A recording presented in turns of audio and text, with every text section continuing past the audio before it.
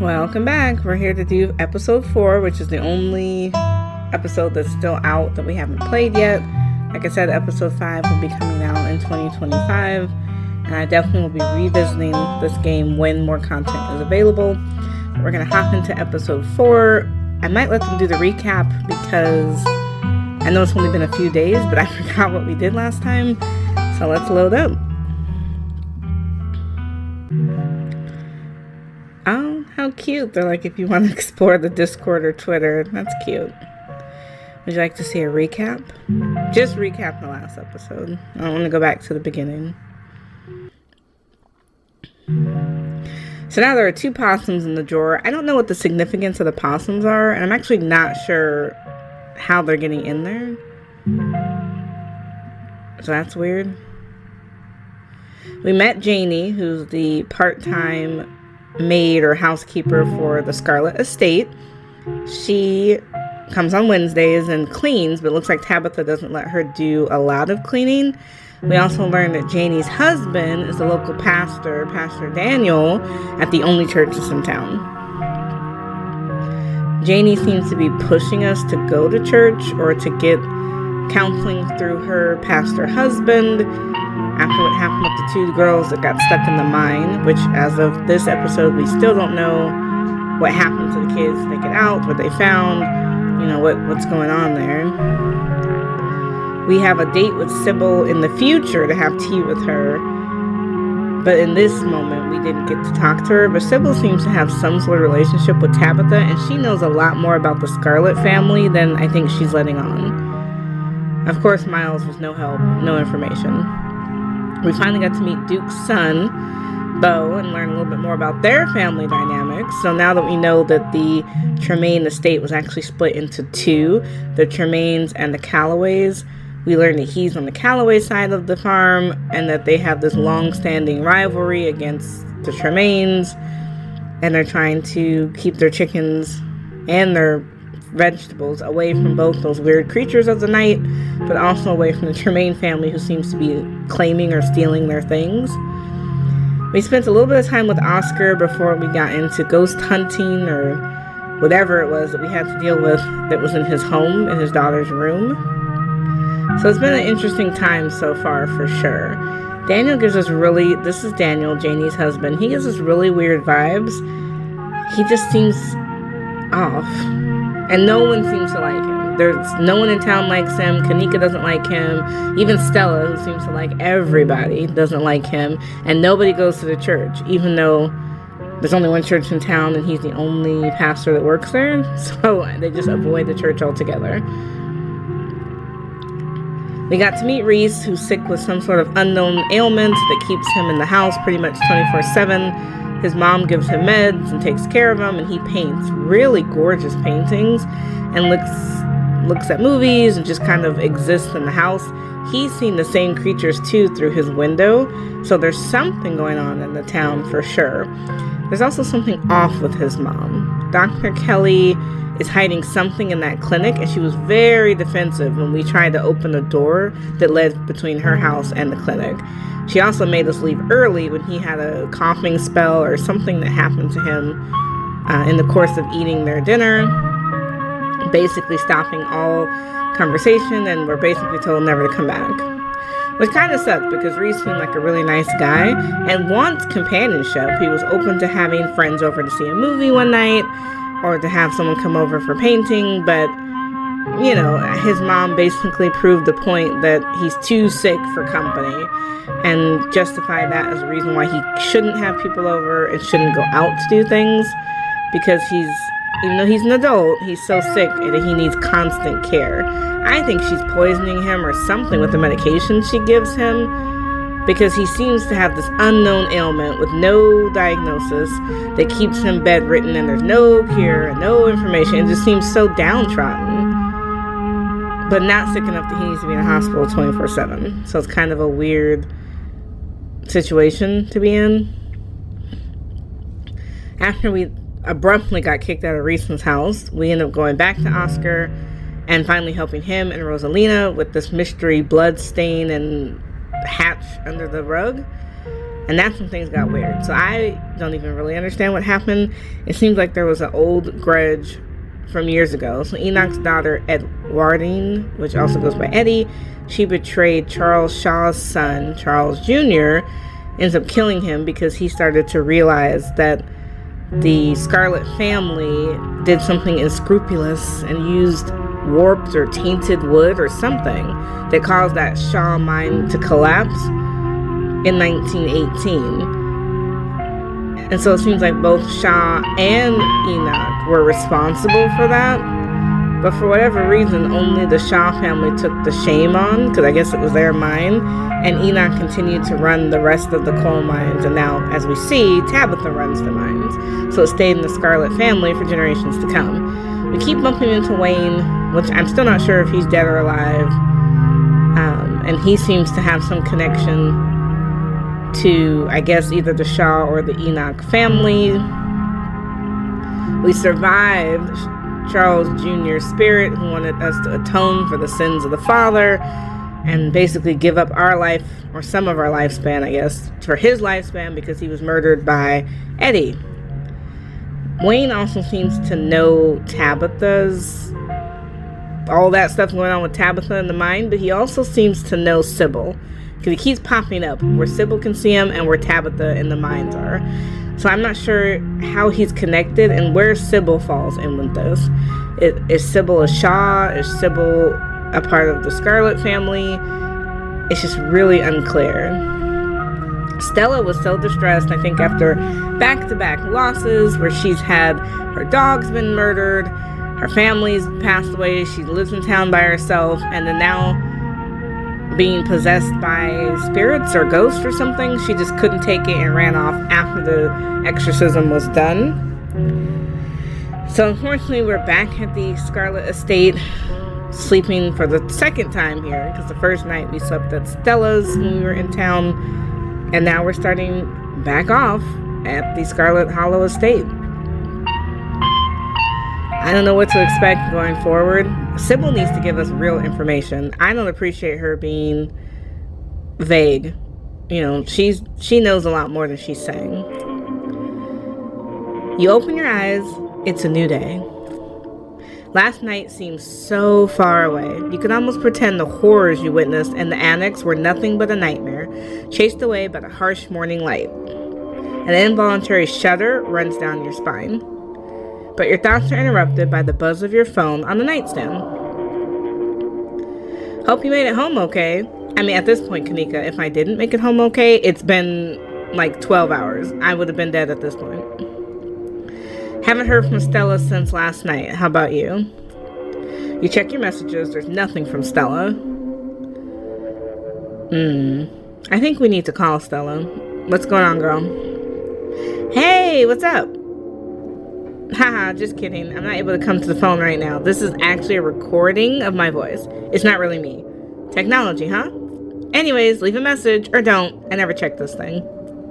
The mailbox is full and cannot accept messages at this time. Oh, let's text her. Hey, I'm kind of worried after you ran off last night. Text me as soon as you get the chance. You wait for a few silent minutes. Your message sits undelivered. Oh. Does Stella disappear like this sometimes? Kinda. But with everything going on, I don't feel comfortable letting her run off on her own. We should look for her, right? Come to town. We should stick together. Looks like you have your morning plans in order. I still think we should take a shower. I'm not looking at the possum again. Because if we get a third one, I'm going to have questions. Maybe I'll look really, really quick. How are they getting bread? Like, this is ridiculous. Is somebody feeding them? The two possums stare at you. They both have bread now. That's nice. You wave at them. They continue to stare at you blankly in response. Yeah, whatever. I don't know who's feeding them. It better not be Janie. You close that drawer. This is our home now, and there's nothing you can do to change that. We're going to take a shower. You might as well take a shower before starting the rest of your day. I really want her to do something about the shower, though. Like, it's there, but I don't like it. It's good. It feels good to wash away the grime of last night's haunting, but eventually you'll have to leave this place and confront the rest of the day. In the meantime, you Oh Lord, we got so much to think about. So much to think about. We could think about the doom that consumes me. You think about the door of the clinic. You think about the afterlife. Think about Stella. Think about those two girls. Think about Gretchen and Stella's face. Scrub.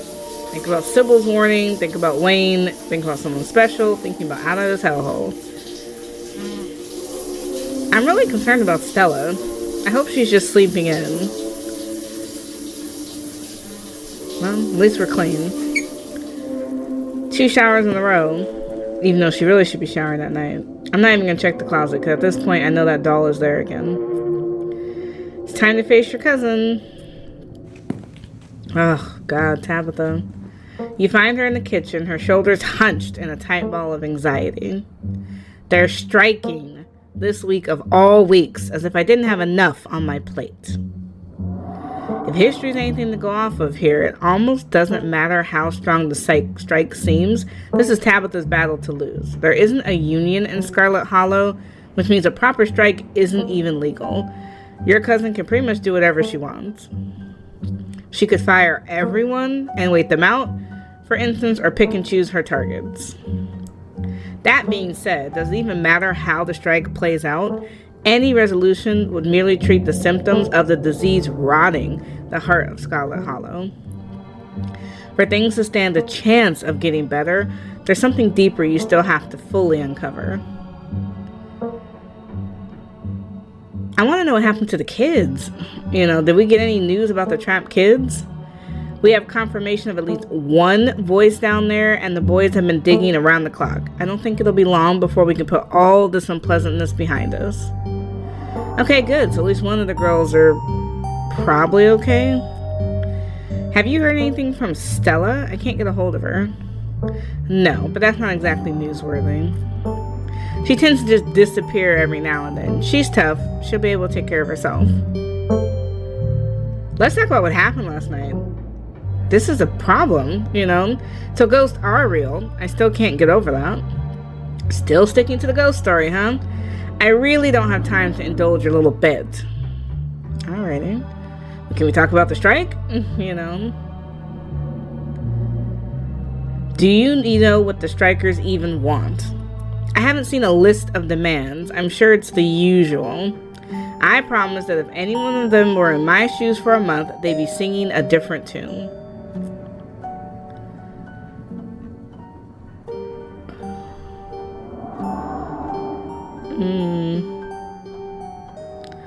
You're in a really difficult spot right now. Gee, I hadn't noticed. Hopefully it'll all be over soon.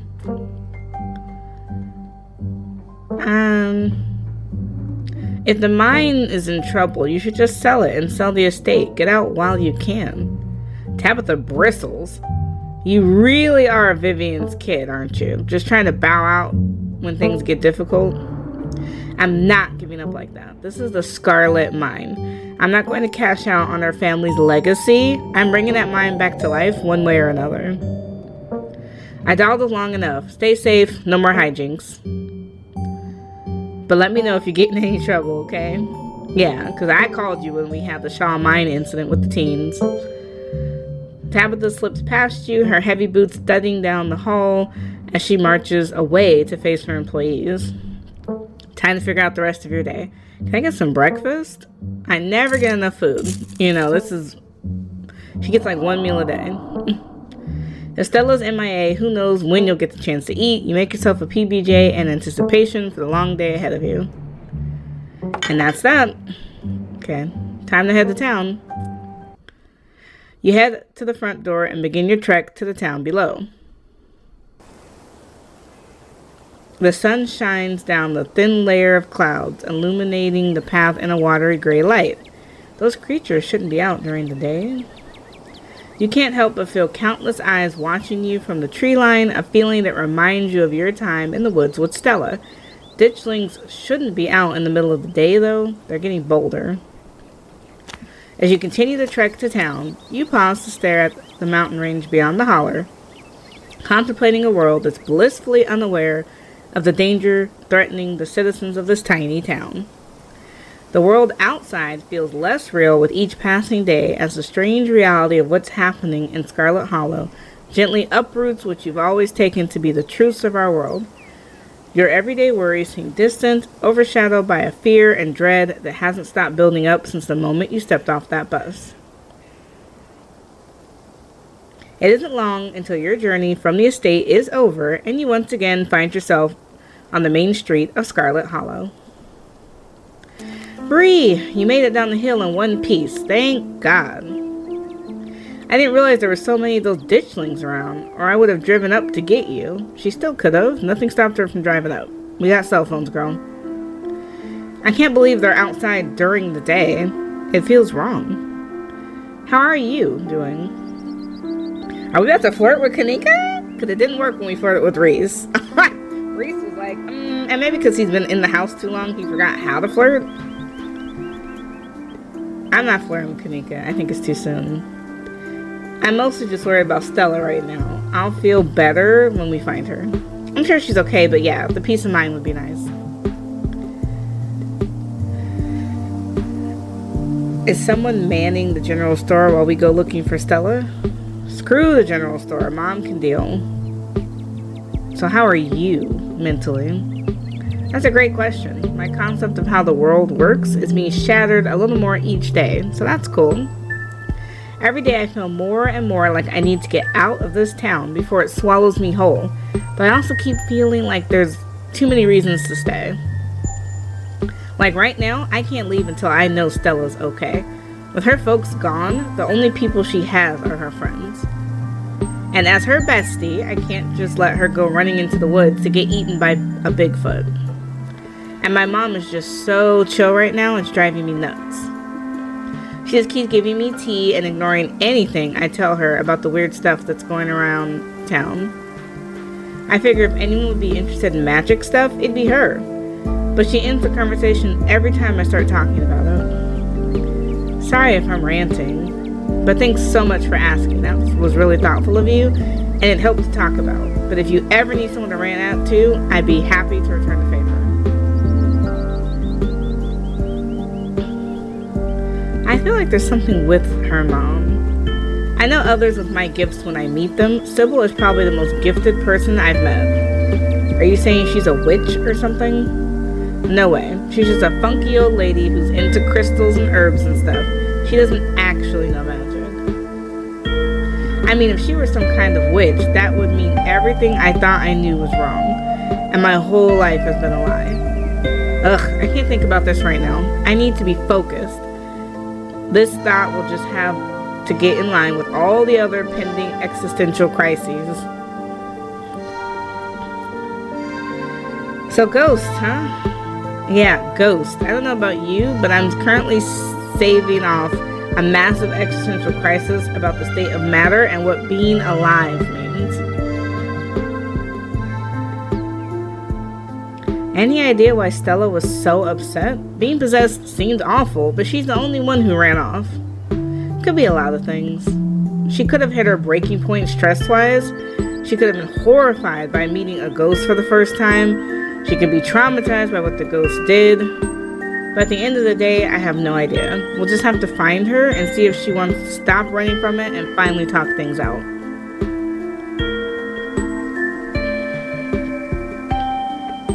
We're going to leave it at that.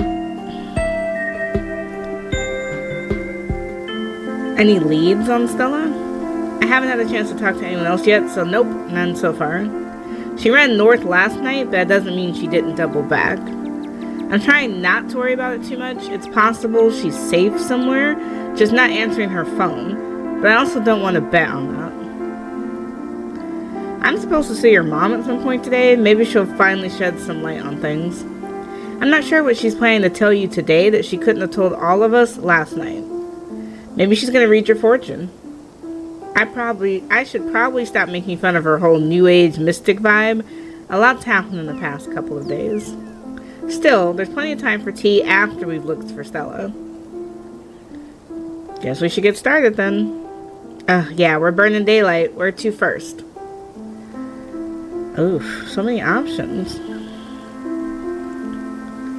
We can check out I don't want to rush to the cops. I don't know. Oscar can't really help us. Definitely not going to a church. I know she didn't go there. Maybe we'll check out the diner. Good idea. Folks tend to congregate there. Maybe we'll run into someone who's seen Stella. It feels like you walked into a private meeting. The back booth is full of minors, and they're having what seems to be an intense discussion. Their expressions gravely serious. Hey, it's Bree and Kanika. Long time no see. Hope the town's been treating you well. Are we interrupting something? Of course not. Everyone's welcome here. Just be careful not to step on any toes. Things have gotten a little tense over the past couple of days. The miners in back were too engaged in conversation to notice you enter. Instead of speaking in hushed voices, they're arguing with each other loud enough for you to easily overhear. Sure, the shift schedules are tough, and sure, we don't get enough time off for me to see my family as often as I'd like, but this is the best job I can get right now. Listen, kid, you're only a year or so into the gig. Trust me, the longer it goes on, the worse it sucks the life out of you. At first, you're just unhappy, but you think you can weather it till you find something better. A paycheck's a paycheck. I get it.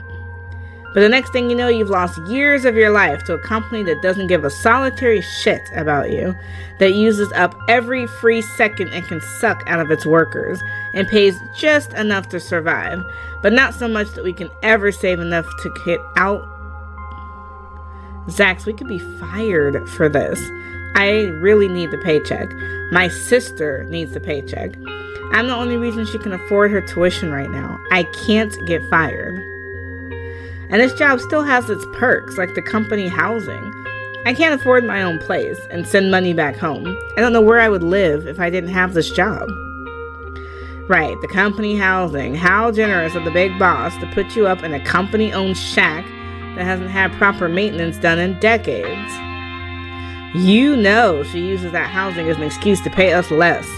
And the company housing, that means almost nobody in the whole downtown owns the place they live.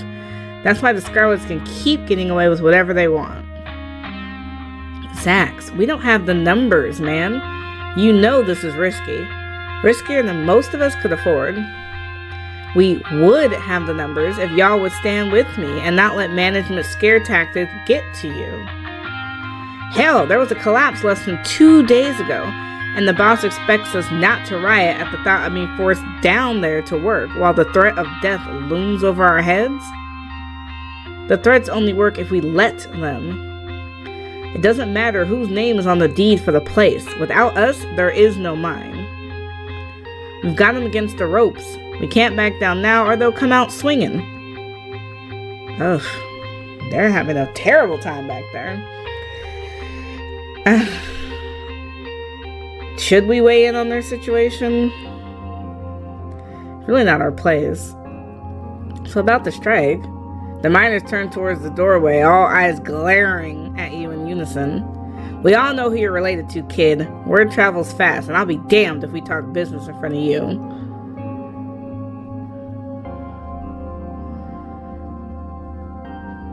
I actually don't have a horse in the race.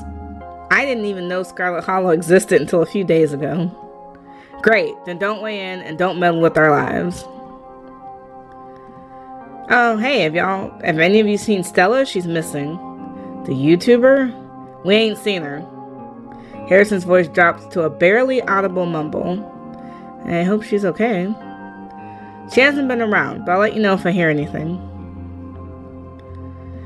Hey, Avery, do you have a minute to catch up? You angling at something? Come on now, Zax. This is a free establishment. Let's step outside. I could use some fresh air. Yeah, I'm not going to argue with them. Avery pauses for a second. I've been seeing these little blob guys everywhere. Y'all know about them? Should I be concerned? Yeah, they're called ditchlings. My mom says they're an omen for a coming disaster, which I don't exactly buy, but they've been killing local animals. Did you say you don't exactly buy it? Is the town Sully saying she believes in something supernatural? Look, we've seen some things the past couple of days. Okay, now I'm really worried.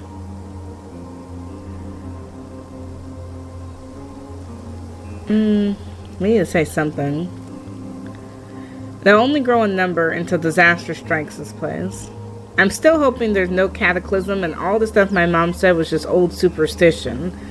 But I'm pretty sure that's just wishful thinking at this point. It's like you can feel the tension building in the air.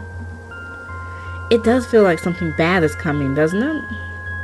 So are these things dangerous on their own, or should I be worried about the town catching on fire?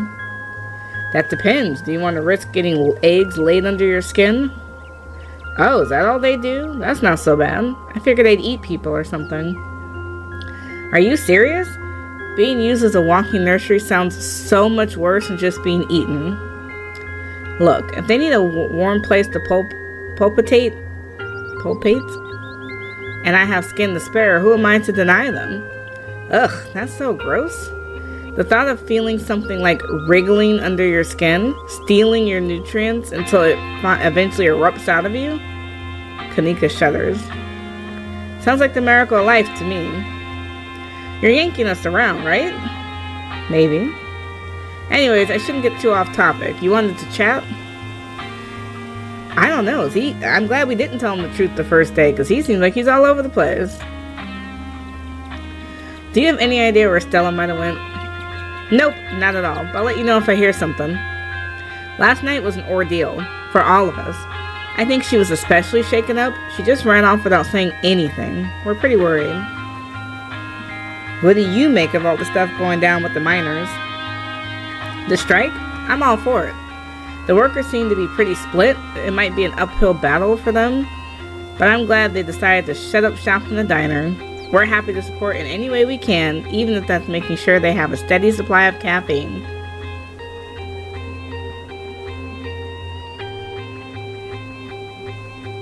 She's burying her mom this weekend. Couldn't they have waited? I'm sure they weren't planning on doing this so soon after Pearl Ann's passing. With those kids getting stuck down there, it gives them some pretty good leverage. The public is on their side. Besides, you can always argue it's not the right time for a strike. But waiting for the right time goes against the whole point of striking. You're supposed to disrupt things. You're supposed to be a nuisance. That's how you get the boss to listen to you. Have you noticed anything else weird going on around town, besides from the ditchlings, that is? Avery pauses, thinking for a moment. I don't think it's supernatural, but I haven't seen Julius since Tuesday, which is pretty unusual. He never skips designer 2 days in a row, unless he's out of town or something. And maybe he is. I don't know him well enough that he shares his weekend plans with me or anything. I don't like the thought of more people disappearing right now. He might just be out of town.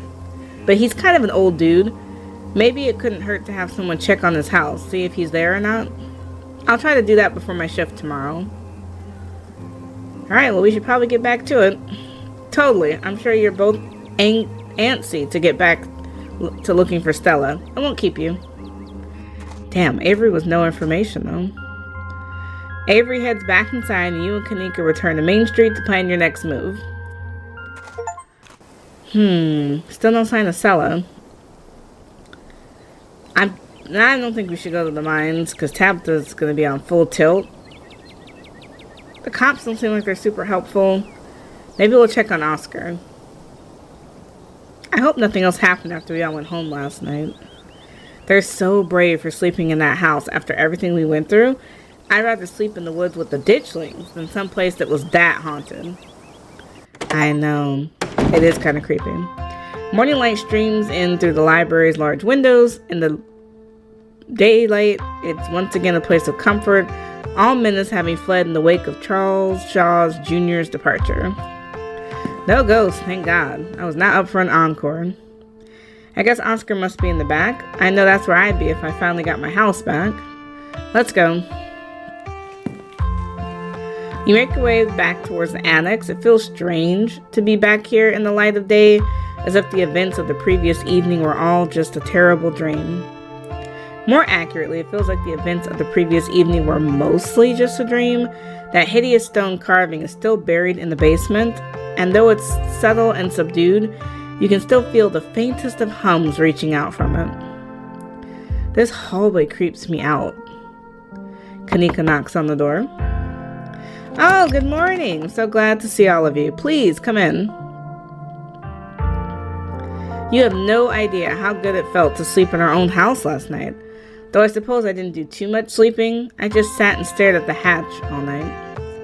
Nothing happened, but the idea that something could happen was more than enough to keep me wide awake. So what brings you here? Stella's been missing since last night. We're trying to figure out if anyone's seen her. She hasn't gotten in touch with any of you? Nope, we have no clue where she's gone. That's not good. I haven't seen her since she ran off last night. I feel terrible. I should have done a better job warning her. Stella was practically banging down your door trying to get evidence of Ghost. I don't think you were going to be able to stop her. There was no way you could have known how she'd react when she found it. Now I'm really starting to worry. It sounds like no one in town has seen her. Sorry that I can't be more helpful, especially after everything y'all have done for us. I know time is of the essence right now, but while you're here, I want to let you know that I'm determined to do whatever I can to help investigate what's happening to our town. I was hoping we could compare notes. It might narrow me down on where I should start my research. As far as I'm aware, there's nothing paranormal in Scarlet Hollow before very recently. Now here we are, suddenly surrounded by weird little goblin creatures in the woods and plagued by angry ghosts. You think there was an exciting incident, right? I do. That's my thought too. It was never like this in the holler before. Something must have happened that kicked off all this magic stuff. If there's a root cause for all of this, hopefully there's a way to put the genie back in the bottle. I'm going to do my best to figure out if there's ever been any similar events and whether this is anything special about Scarlet Hollow that might explain what's going on. We'll fill you in on what little we know, so at least you have some place to start. I don't know if I want to play the cult thing. I think there's something in the clinic. There was this door yesterday and I could feel something pulling me towards it. You didn't mention anything like that yesterday. I see. I'll dig up what I can on the clinic. There's a lot of history there. I wouldn't be surprised if there's something haunting that place as well. Oh God, you don't think that's why Reese is sick, do you? He's been sick for years, hasn't he? If there was something supernatural causing his illness, it would put a bit of a wrench in our recency theory. It does, but maybe there's something more to it than that. Maybe things being clustered so tightly together is just a coincidence. Maybe Scarlet Hollow's been weird for a long time and we're just starting to notice. It took me back-to-back encounters with paranormal on consecutive nights to even consider that we might be dealing with something supernatural.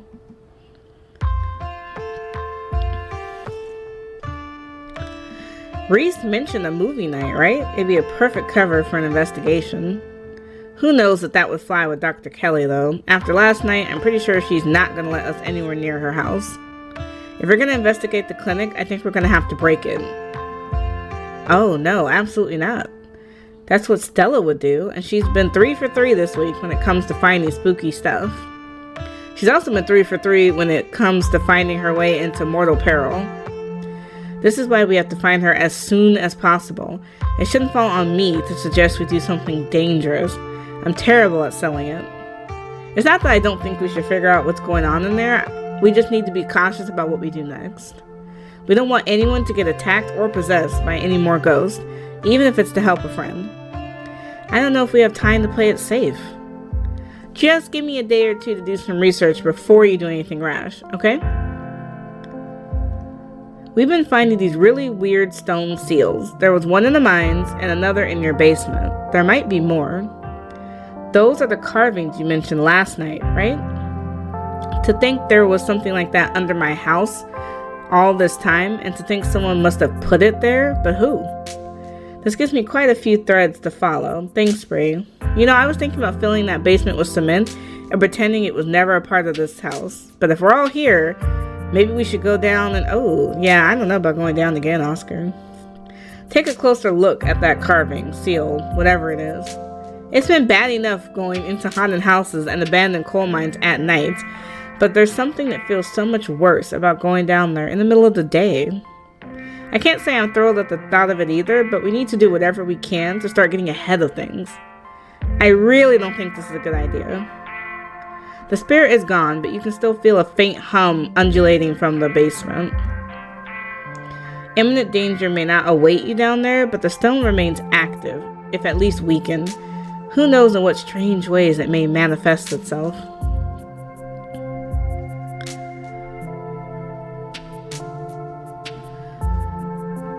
I don't know what to say. I don't think we have time. I don't think we have the time to dig around your basement right now. We're still on a Stella quest. Oh, of course. I'll take a look in my own time then. I'm not going to risk losing our home because I was too scared of a now unhaunted basement. If you want my opinion, no one needs to go down there again. You have the right idea, Oscar. Just seal up the hatch and forget it was ever there. There's still something sinister down there.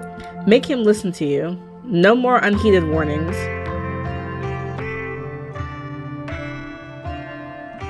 Oscar, if you go down there, something will happen to you. Please, can someone finally listen to me? How many people are going to ignore me before they finally start to pay attention? Oscar, if you're not going to trust me on this one, please at least listen to Bree. Okay, if you're really sure about this, I can start my research on something a little less concrete. Don't worry, I'll be careful. I won't touch anything unless I have to.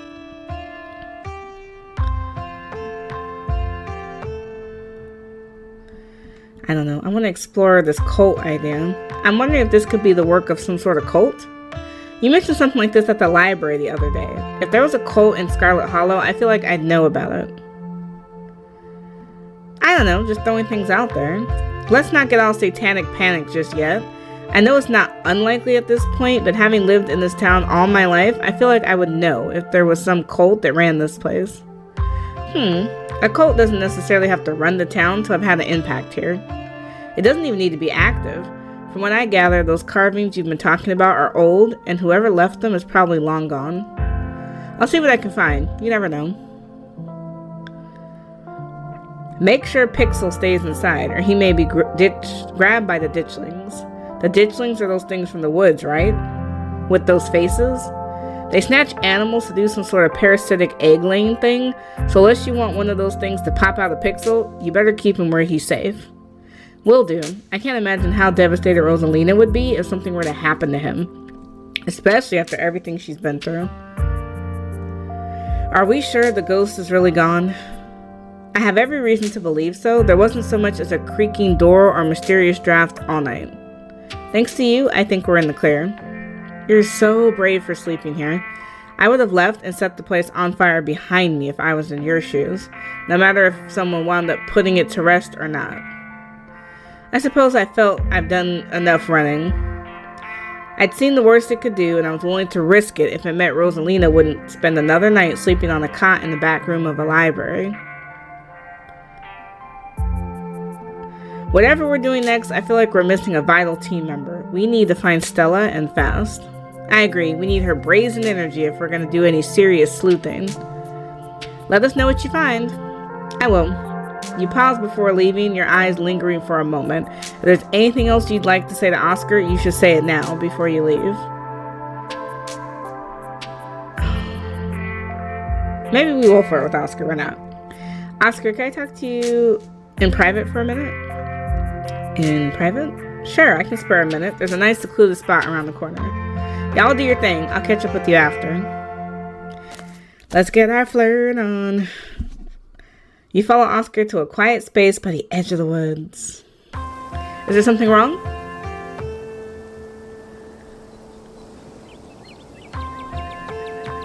I'm not going to be in town much longer. I was hoping to get to know you a little better before I leave.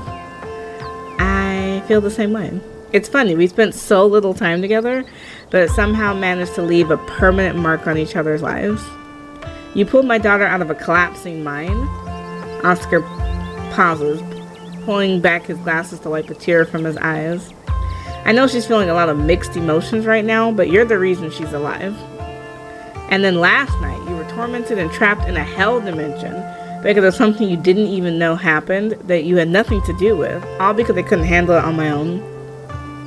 But you got our house back. That ghost scared me so bad I took my daughter and ran, but you just stood up and yelled it into submission. I haven't been able to stop thinking about you. You're the kind of person I want to be. Oh, it's gonna start a romantic arc. And it will lock you out of romance arcs with other characters.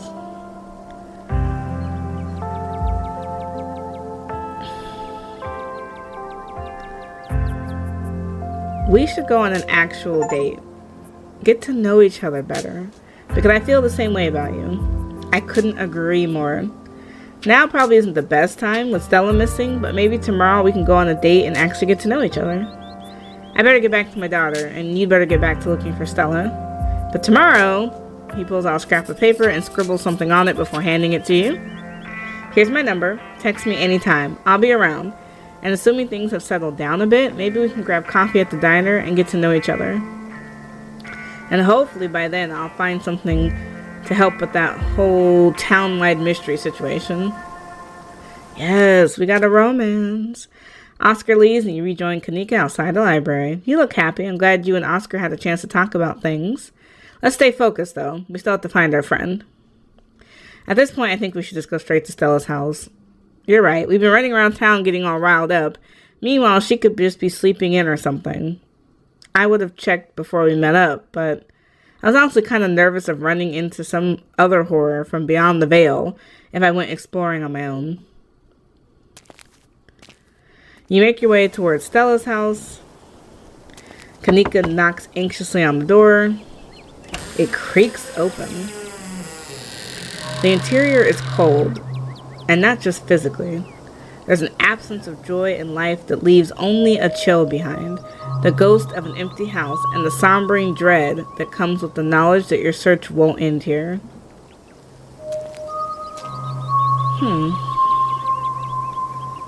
I'm not from around here. Is it normal for people to leave their doors open like that? Unlocked? Yes. Hanging open? No. This isn't normal. We should go in, right? Oh, I don't know if we should get the cops or not. Yeah, I think we should go in. The cops I don't think are going to be any help. They seem to be kind of weird. The living room is exactly how you saw it the other day. Whatever happened to Stella, it doesn't look like it happened here. Okay, nothing unusual so far. This is a perfectly normal living room. No blood, mascara, not even a tipped over lamp. That's good. Let's check her room just one more time. You make your way down the hall to what you assume to be Stella's room. She's not here. Though it's a little untidy, it's the sort of untidy that accumulates when someone doesn't often have guests in their bedroom. There aren't any signs of violence.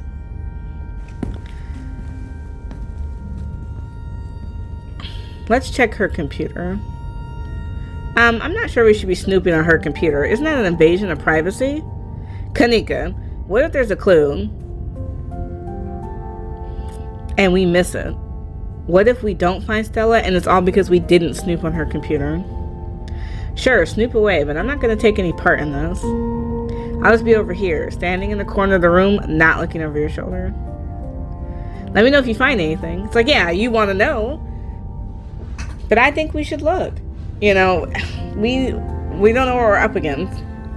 Stella's desktop is horrifically cluttered. There are simply too many folders and files to fit on her monitor, and they overlap each other in a chaotic multi-layered display. I don't know what I expected to see here, but it definitely wasn't this. How does she ever get anything done? Okay, let's just look through the open tabs. It would take you all day to count the number of open tabs in Stella's browser. So numerous are her tabs you can't see a single icon, a sea of rounded, featureless triangles from Windows Edge to Windows Edge. Her most recent open tab is on a post called Uncle Carl's Bigfoot Farm, a forum for cryptozoology enthusiasts. You visit Uncle Carl's Big Farm in the past. Despite the name and despite the fact that posters call themselves Carl's Big Feet, the community itself is very serious and is one of the most consistently active cryptid boards on the web. The post in question is titled Something Big is Happening in Scarlet Hollow. Hey everyone, was out chasing a skunk ape sighting the other day and I found these weird little guys. My friend's mom called them something ditchlings, but I've never heard of them before. Anyone have any good leads? Camera isn't shaky enough. This is totally staged. Clean footage and some sort of cryptic no one has heard of except for your friend's mom. The only thing I'm seeing when I Google ditchling is some city in England. Thought you were legit. Guys, since when did high quality footage count as anything other than actual evidence? Those things are terrifying. Since every low-budget horror movie started doing guerrilla marketing, I smell an ARG. I'm serious. I've got a ton of extra footage. Look at this nest. They've been doing something to the animals in town, and apparently it's some sort of bad omen, like Mothman. Okay, I'm listening. I love me a Mothman. I believe you. Ugh, you're lucky you're falling right into her lap. I don't trust YouTubers. They're entertainers, not scientists. The thread continues into the next day. Okay, so 1, this isn't an ARG. I would never. And 2, you're not going to believe this, but we went into an abandoned mine last night to investigate things, and I'm pretty sure we found some Tommy knockers. Listening to this knocking we managed to catch on tape. There's a link to an audio file titled TommyKnockersReal.wav. Just because you put the word real in your file name doesn't mean they're real. 2 supernatural events on back-to-back nights. This is so fake. I can't believe I bought into that River Runner hype. You're so full of it. YouTubers are always going to sell out to big indie horror. This is Kidnapped by Aliens all over again. Also, LOL, doughy white things and now loud popping sounds. This is definitely an ARG. Did you sell it to Pillsbury? Stop cyberbullying her. I'm going to call the mods. Locking this thread and giving everyone a 7-day ban. No cyberbullying and no self-promo. The thread ends. So damn, we didn't get no information, but she did post it, so she tried to tell the truth. Let's look through the search history. She hasn't visited any website since Tuesday night. If she came home after last night's incident, she didn't touch her browser. Aside from the expected searches for Tommy knockers and ditchlings, it looked like she played a lot of Sarah McLachlan. That's it. You spend plenty of time with computers and are more than capable of sifting through the chaos of a messy desktop. One folder catches your eye, boring tax stuff. Years of helping friends with their computer has made you all too familiar with this folder. Boring tax stuff never contains boring tax stuff. For that matter, it never contains anything related to taxes, and its contents are never boring. Oh. You open the folder. You're surprised to find it contains a carefully mapped out diagram of the Scarlet Hollow mines, including holes in fences and areas with low visibility. There's also a handful of old pictures of Stella and Tabitha together as teenagers. Tabitha wears an uncharacteristic grin, an authentic, joyful smile, and Stella's eyes are somehow brighter, less tired. Both of them seem to be living in a happier time. Okay, this is a waste of time. Let's get out of here. Phew, good. Alright, we didn't learn anything too insightful, but we need to find something. I love seeing someone's room before they've had a chance to clean it for company. It's a neat little snapshot, you know. Speak for yourself. If the roles were reversed and I was missing and you and Stella were poking around in my room unannounced, I'd be completely mortified. I will say that this is what her room's been like for pretty much the entire time I've known her. The only thing that's changed is the computer gets a little fancier. Aw, she still does the cork board with string things. She loves putting the strings on there. I don't think they actually mean anything, but they're more for decoration anyways. Let's check the kitchen while we're here. Stella's kitchen is slightly messy. A couple cabinets are hanging open, and a loaf of bread sits on the counter by a used butter knife. Is Stella's kitchen normally this messy? I wouldn't call this messy. Stella's house has always felt a little sterile to me. This feels a little too lived in, if that makes sense. Though maybe that's just because I've only ever been over when she was already expecting me. Alright, well, I don't think we're going to find much else here. Let's move on. Okay, so she's not here, and we still have no idea where she is. I thought I was overreacting this morning. I thought she would have just been sleeping in or something. I can't believe she's actually missing. Where to next?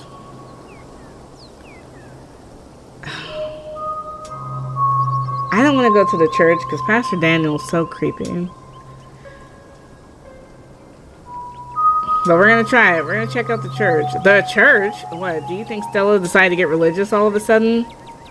She seemed really shaken up. It's not unlikely. You're right. Stranger things have happened. Let's make it quick, though. I don't want him trying to rope us into some church event.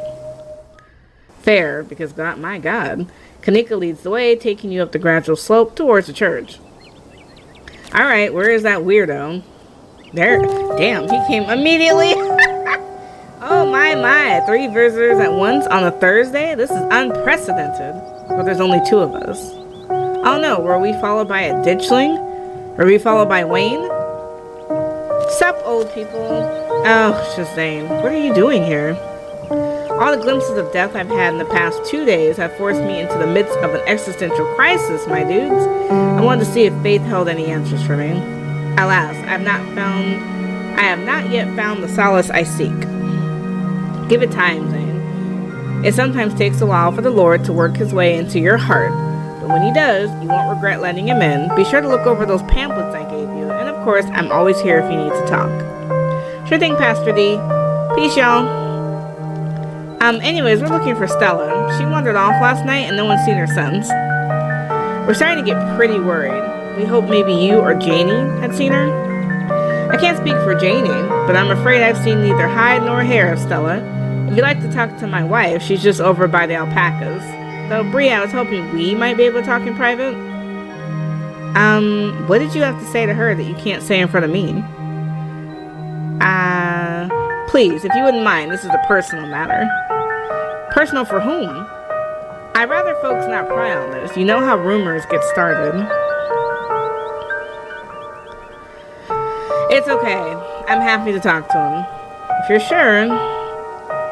Okay, I guess I'll leave you to it while I check with Janie. I'll be right over there by the fence. It's conveniently in your line of sight, okay? Kanika heads off towards Janie and the alpacas, leaving you alone with the nervous pastor. I'm so glad you decided to come up and visit me. It's like, well, we didn't really come to visit you. We just came to ask a question. So many young people these days seem to think they can solve all their problems on their own. Meanwhile, God is right there ready to help them, if only they let him into their hearts. The pastor's eyes dart back towards the alpacas. Okay, good, she's gone. You're new to town. What kind of impression did I make on you? Am I creepy?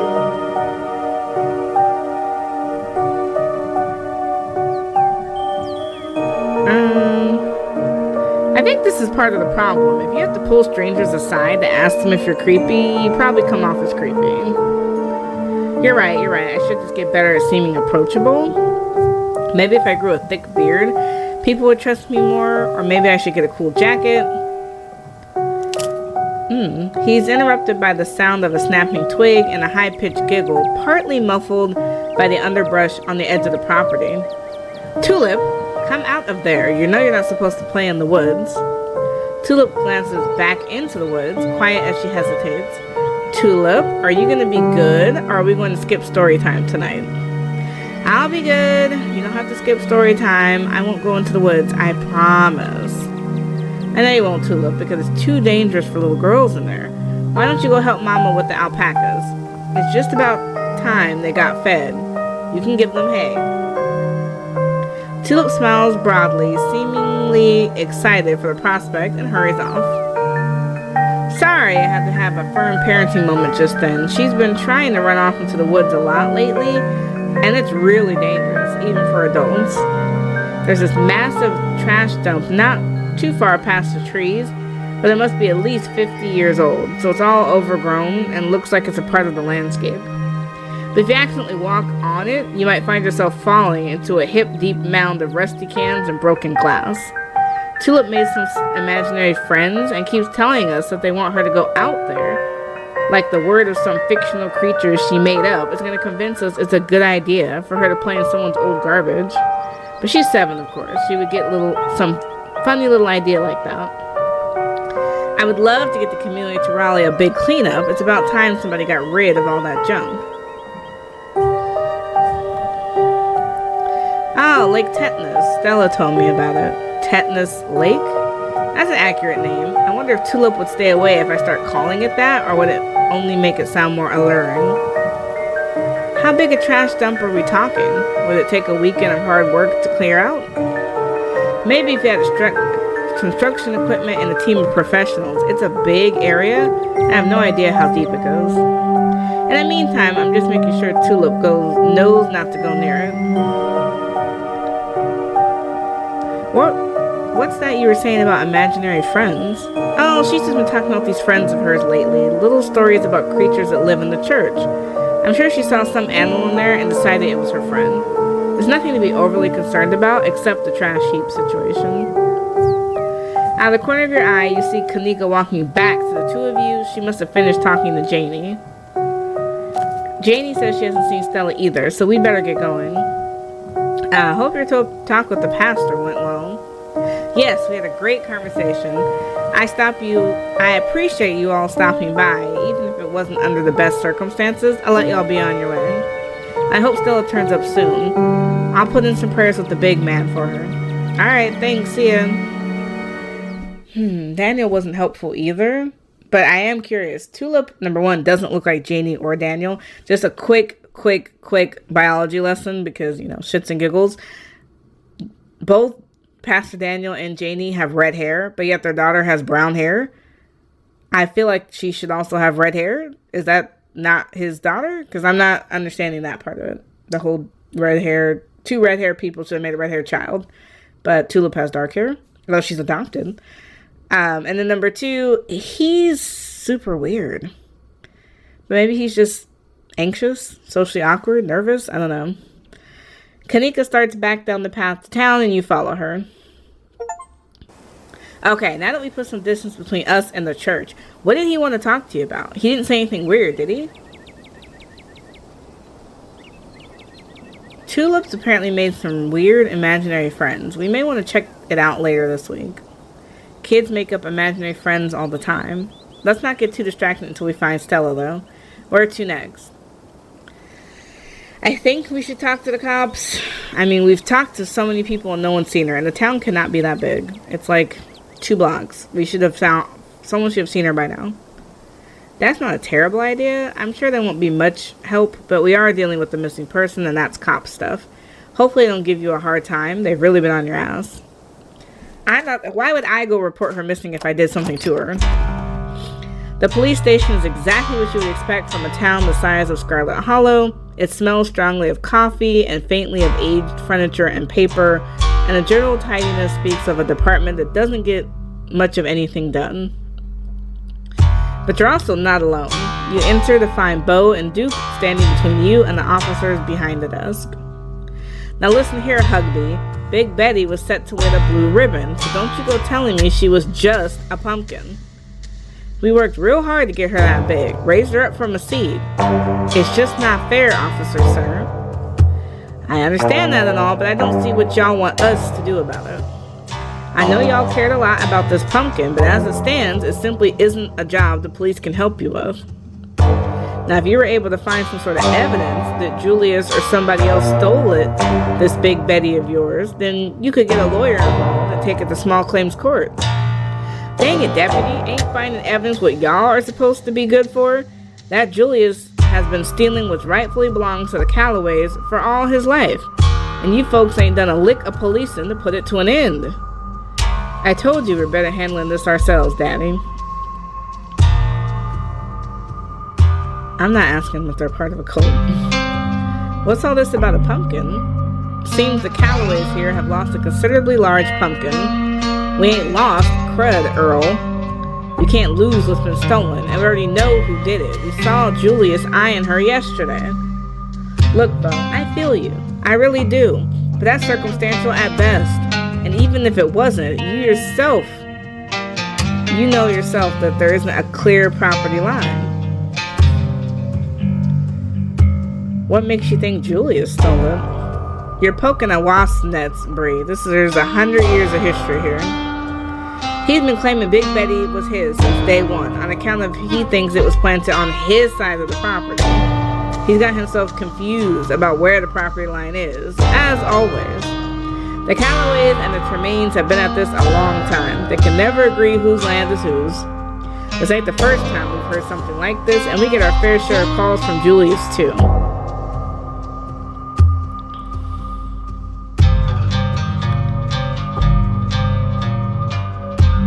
Sorry you folks have to deal with this. I appreciate the sympathy. We're used to it, just how things are. But just because we're used to it, don't make it any less legal for him to steal. Okay, we gotta chime in about Stella, because this pumpkin thing is taking too long. Stella ran off last night and she's still missing. She isn't at home and none of us have heard from her. She what now? Oh, that's just our Stella, always running off. I wouldn't worry too much about it. She'll turn up. This is different, Earl. You know I wouldn't be up here bothering you if it wasn't important. We're gonna keep talking to them because they gotta help us. She shouldn't be off on her own when there are so many ditchlings around. I'm sure you've seen them by now. They're everywhere. Sure, we may have seen some strange animals lately. And we've certainly been getting a lot of calls about them. So either Scarlet Hollow is suffering some kind of mass hallucination, or we've been invaded by whatever they are. But what are you expecting us to do about it? Ain't y'all supposed to shoot them or something? Now, son, we ain't animal control. We're the police. Are you kidding me? This town doesn't even have an animal control department. Well, maybe it should get one. Y'all are no use at all. You know that? Them things have been after our chickens for at least a week now. Open your eyes, boys. There are strange things afoot. Looks like you folks are busy. We'll be on our way. Yeah, because they're no help. But that was a total waste of time. I hope Duke and Bo find their pumpkin. Where to next? I guess the mines? I don't know where else to go. We've been everywhere. And she doesn't exist? I guess there's a decent chance Stella went to find her cousin. I can't say I get it, but there's definitely something she would do. Come on, I'll drive us. You follow Kanika to her van. It's not long before you find yourselves outside the Scarlet Mines. There's a small gathering of workers outside the entrance to the mines, picket signs in hand. I hope it's not weird to talk to them while they're in the middle of all this. Well, if it isn't the boss's cousin.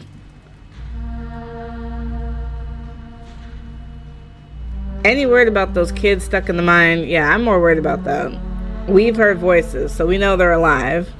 Now we just have to get them out. Oh, thank God they're alive. They're alive? That's amazing. They must have been so scared down there. We got a team working in shifts to dig them out. We may be striking, but that just means we're not making the boss any money. Not that we won't do everything we can for kids who need us. Have any of you seen Stella? She's missing. The YouTuber? She's the one on all the banned from property posters, right? We haven't seen her. We've been out here all day, so we'd know if she came by. We'll be sure to keep an eye out. How goes the strike? We thought we'd have more support. If the collapse the other night wasn't a tipping point, then what is it actually going to take for people to wake up and fight for what they're owed? I know there's not a lot of us out here, but there's more of us at the diner, and there's more of us setting up mutual aid. But once people see our follow-through, they're gonna join up. This is only the beginning. Let us know if there's anything the general store can do to help. Anything you can think of, we'll take it. We need all the support we can get right now. What are your grievances? We'd like competitive pay, 8-hour shifts instead of 12 or more, improvement to the sick day and vacation policies, and a thorough safety inspection before any of us step foot underground again. That collapse was way too close to the active mine for me to feel safe down there, until I know for sure I won't wind up buried under 2 tons of rock. We want to change things. There's no reason we should be treated like we're a disposable workforce.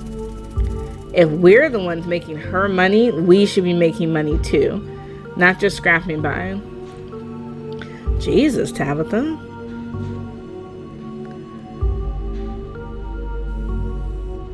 Isn't this a bit of an escalation? Did you try talking to Tabitha first?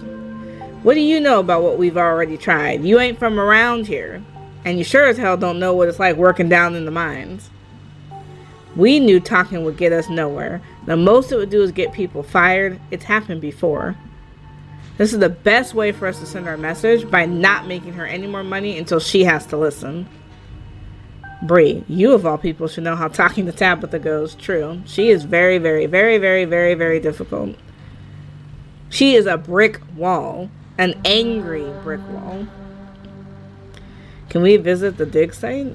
No way. There's a ton of dangerous equipment up there, and the men working to rescue those kids don't need any more distractions. It's bad enough having parents breathe down our neck. They're making the job that much harder. They have every right to be at the dig site, but that one woman, Becca's mom, yeah, they're being hassled enough as it is. I kind of want to talk to Tabitha, but I don't know.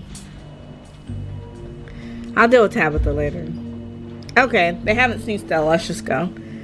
If that means we don't have to talk to Tabitha, that's fine by me. We've done our due diligence. Come on, I'll drive us back to town and we can figure out our next move from there. Yeah, because talking to Tabitha's never been helpful. So I'm not going to even waste. Before you can say anything, you're interrupted by Kanika's phone buzzing. Oh my god, my mom's calling me. When is she going to learn to text? Give me a sec. Hey, what's up? No, still no sign of her. We're going to keep looking a while longer. I'm really feeling okay. It's not... You're right. Now that you mention it, I do feel kind of tired. I shouldn't push myself. I'll come home. She has a point. I'm not feeling well right now. I've got to get back to the general store. Maybe some tea could help. This really crept up on me. I was doing fine until Kanika starts to sway, losing her balance. I must have been running on adrenaline. She stumbles, bumping into you before regaining her balance. Sorry. I think I just need some help getting home. I'll have some tea and maybe lie down, and then we can get back to looking for Stella. Kanika leans on your shoulder for support, and you help her walk back to the general store. Thanks, and sorry. This is embarrassing. The bells of the general store chime welcomingly as you bring Kanika inside. Oh dear, Kanika, you poor thing. This is why you're supposed to stay in bed today. If you keep running around like this, it's going to take you so much longer to recover. Thank you so much for getting her home, and I hope you're feeling better after last night's fiasco. Hi, Mom. Go on, get up to bed. I'll be up in a minute with more tea. And Bree, once she's all situated, I believe I owe you a chat. Hopefully we'll be able to start making sense of your visions. Wait, if you're talking about mystery-related stuff, I should be there. Sweetie, you've done enough today.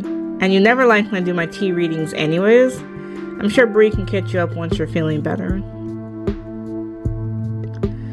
Okay, you're right. I'm not feeling well. I really should lie down.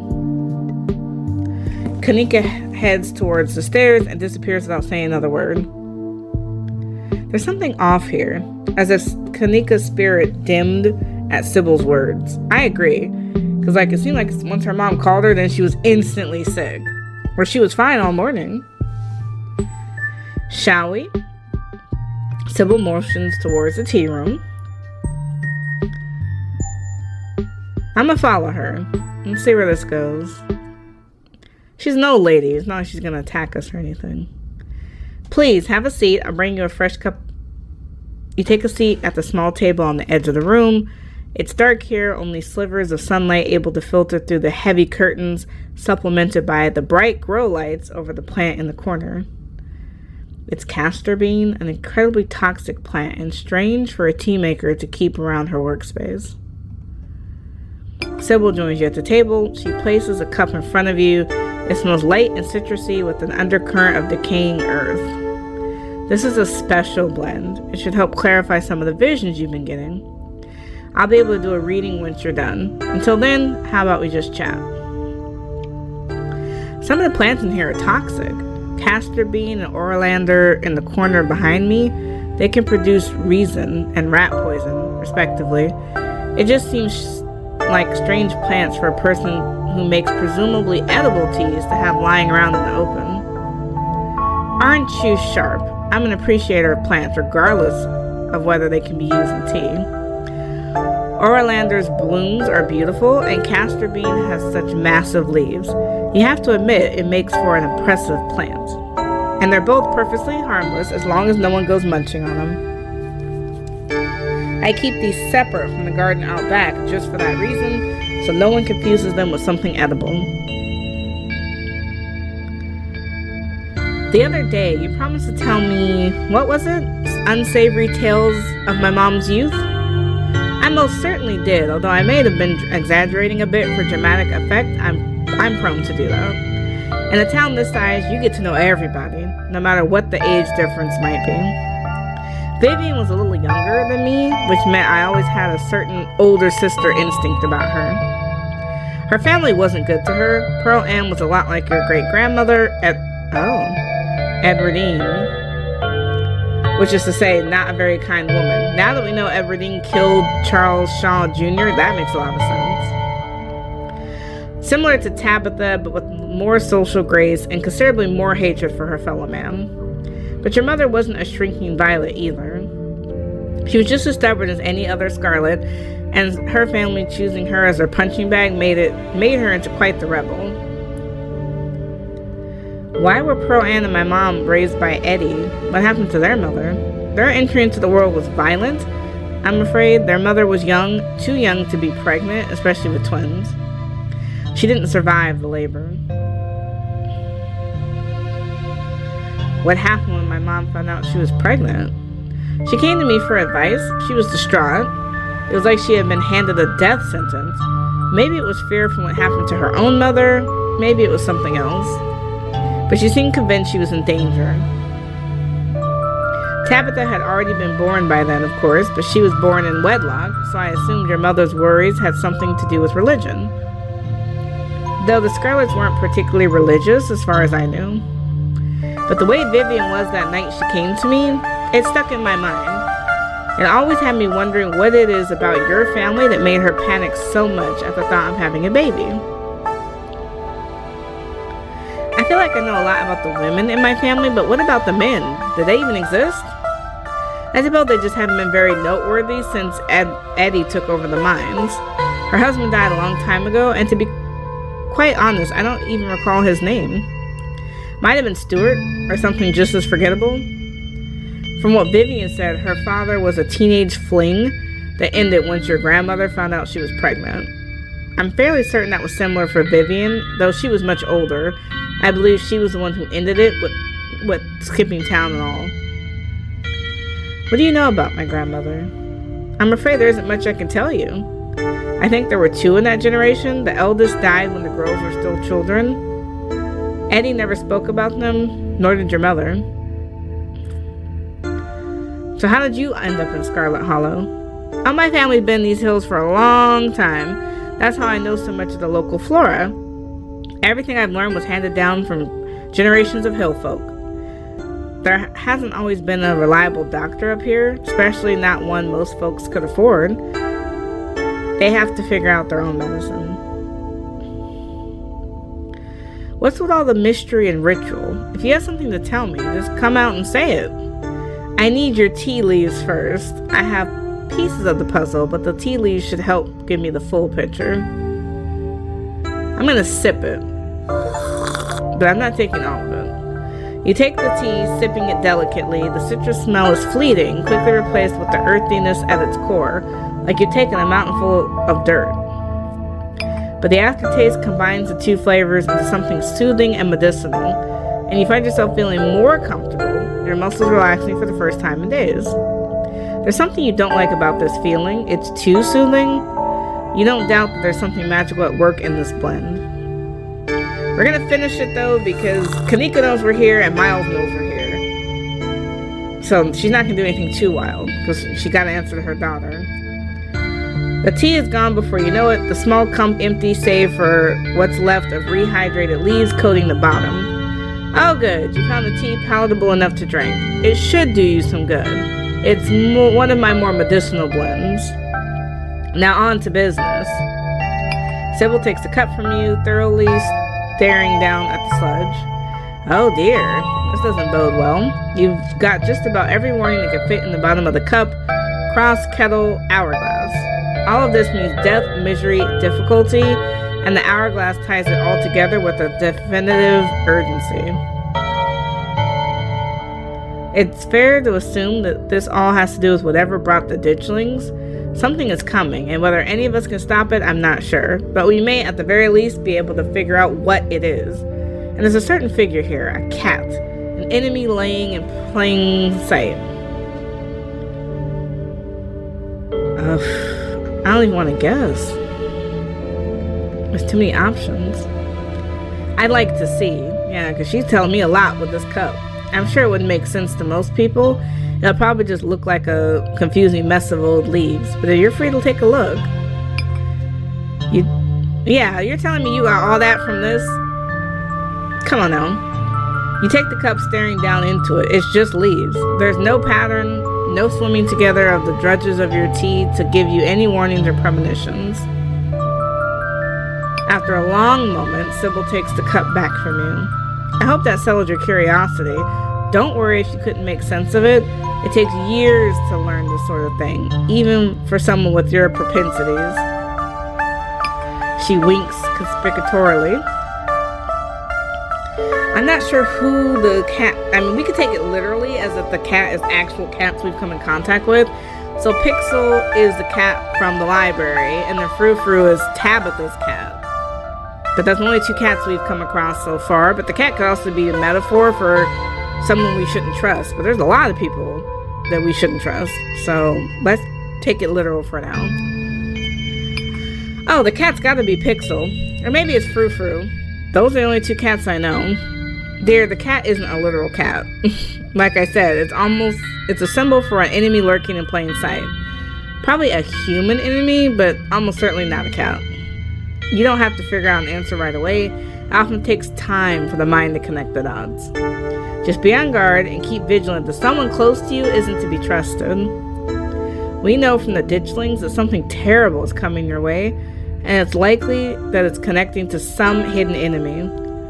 Perhaps we can counteract whatever it might be planning for you. Judging by what you told me last night, those stone carvings, seals, whatever you want to call them, I think they likely have something to do with this. Until the cat reveals itself, it seems like your best course of action is to seek the carvings out. Piece together what you can from your visions and arm yourself with information. Have you sensed any others around town? Do you think you might be able to find another? Your thoughts drift to that door yesterday, the one that seemed to draw you in, urging you deeper into the clinic. Even just remembering it was enough to tug at you, compelling you to return and open it to see what's on the other side. You could find Stella later. Maybe you could even find her there. What's important now is finally seeing what's hidden in the clinic.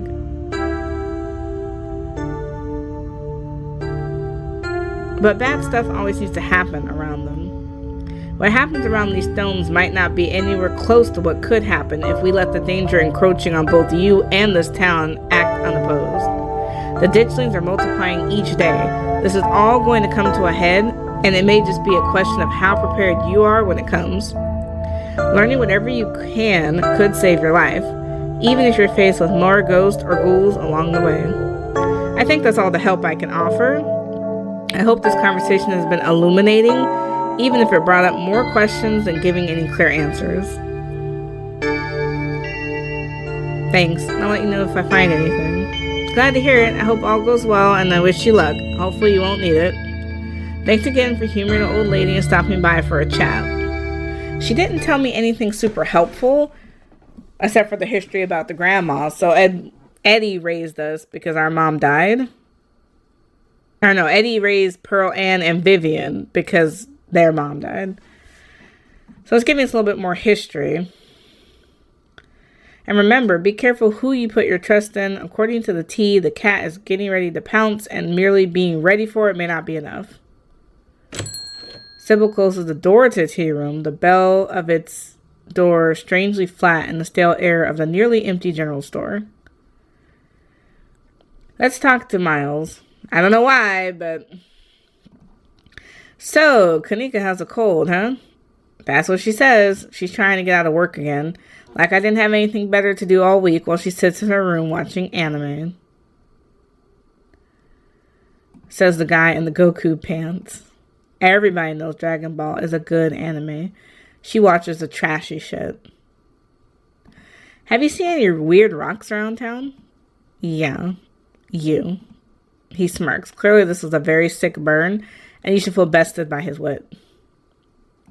Ghosts are real. Just thought you should know. Yeah, I know. I've seen tons of videos of ghosts doing stuff on the internet.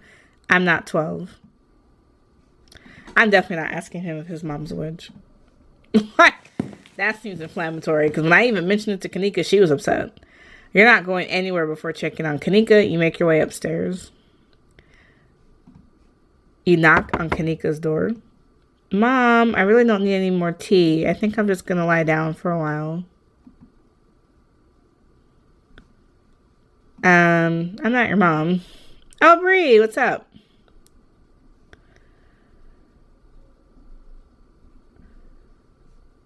I was hoping we could spend a little bit more time together. Sorry, Bree, my mom was right. I'm exhausted. I probably shouldn't push her or I'll wind up worse off tomorrow. I guess that's a no then. You make your way out of the general store and down the road to the clinic. You make your way up the familiar hill, past the rows of ragged houses that make up Scarlet Hollow's residential area. It isn't long before you find yourself outside of Dr. Kelly's clinic, its secrets enticing you to find a way in. Even at the bottom of the hill, you can already feel the presence. It's like a magnet has been fixed to your ribcage, gently tugging you forward, guiding you towards whatever emits this compulsive frequency. Oh, it's so difficult. I can either go through the clinic door or I can bother Reese. Now, if I'm lucky, Reese is awake, but if he isn't, that could be a problem. But we're going to bother him. Come on, Reese. You cautiously approach the house, kneeling next to the low basement window of Reese's room. You knock. There's no one there. Reese must be somewhere else. Shit. Alright, well, we're going to the front door then. You found, at times, that if you hadn't wished to be seen, there's nothing stopping you from remaining hidden. Graveyards, abandoned buildings, old tunnels. You've been in all sorts of strange and unusual places without incident. And for some reason, tonight, Dr. Kelly's clinic feels no different. You hazardly make your way up the old wooden stairs to the clinic's wraparound porch, taking steps in strange patterns. To the outside observer, you may appear to be drunk, but there's an unconscious method to your conscious madness, though even you would be hard-pressed to describe it. But there's no creak or moan of the ancient wood as you make your way to the door. Silence. You push the door open slowly and slip in. You see the doc at the desk in some room down the hall. She hasn't noticed you. You shut the door silently, watching her closely. You're in the clinic. Feel free to explore as you please. Or rather, you're free to explore as you please. You can feel that odd sensation again. Whatever, the nagging pull of whatever it was that wanted you to find it. You're here now, and it knows you're here. And it knows, and you know exactly what it is. Another stone carving, eager to show you its secrets. You've been caught by its gravity, an overwhelming curiosity guiding you around the corner and towards a dark doorway under the stairs. It's been left ajar, as if inviting you in. Oh. You click, the lights click on. You're in a morgue? Bree? What are you doing in the morgue? Nigga, are you dead? That's crazy. Is he dead? I don't know. I don't even want to ask. Is he a vampire? What are you doing in the morgue?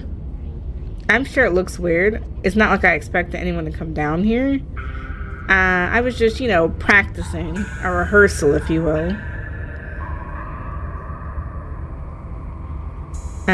I see. Being among the dead brings you comfort? I guess. I haven't really given it a lot of thought. His words seem distant to you. The tugging is strong down here. You almost feel yourself slipping into a trance, and your eyes wander to the back wall of the morgue.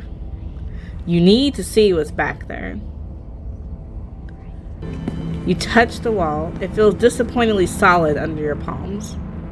Hey, are you okay? You feel Reese's hand gently on your shoulder, and for a moment, the thing on the other side of the wall, of the blank white wall, loosens its pull on you. You kind of looked possessed for a second. You good? Make him understand. Use your words.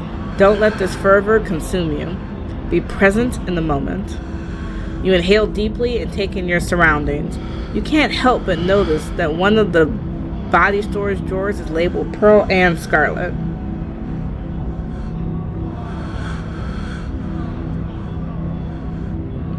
The mines had a stone carving the other night, as did Oscar's house yesterday. They've been giving me visions, and I can sense one on the other side of this wall. I need to see it. Reese glances back at the wall. You're really serious, aren't you? This is probably a bad idea, but if you really need to get in there, I'm pretty sure there's an emergency axe somewhere upstairs. I just need to get the doc out of our hair. Should take 2 seconds. Get the doc out of our hair? Yeah, if I say I'm sick and need something, she'll drop whatever she's doing and do it for me. Surefire way to get her out of the house. And most of the time it's true anyways.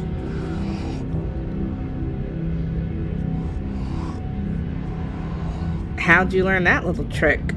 When you're a teenager whose doctor mom won't leave you alone for 2 seconds, you learn how to make it happen. Thank you for understanding. Don't mention it. If there's anything I can do to actually be useful, I'm happy to help. Be right back. He strides past you, his long legs moving swiftly.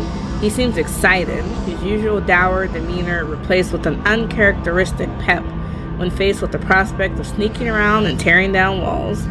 You hear his soft voice filtering in through the open doorway at the top of the stairs, a hoarse and sickly edge added for the effect as he speaks to his mother. Hey, Mom. He coughs gently. Reese, I didn't know you were awake. I feel like shit, but I think I can finally try to keep some juice down. Looks like we're all out, though. Really? I thought I'd just pick some up. I got an errand to run on Main Street anyways. I'll go pick you up some orange juice and some ginger ale, too. That would be awesome. Sorry to ask. I know you're probably busy. No problem. It doesn't take long. Don't do anything strenuous while I'm gone. Just lie in bed till I get back. Thanks, Mom. I'll take it easy. You hear her footsteps move down the hall, then the front door opening and closing. It worked! The theatric rasp left his voice, excitement rising in its place. Come on up. We don't have long until she's back.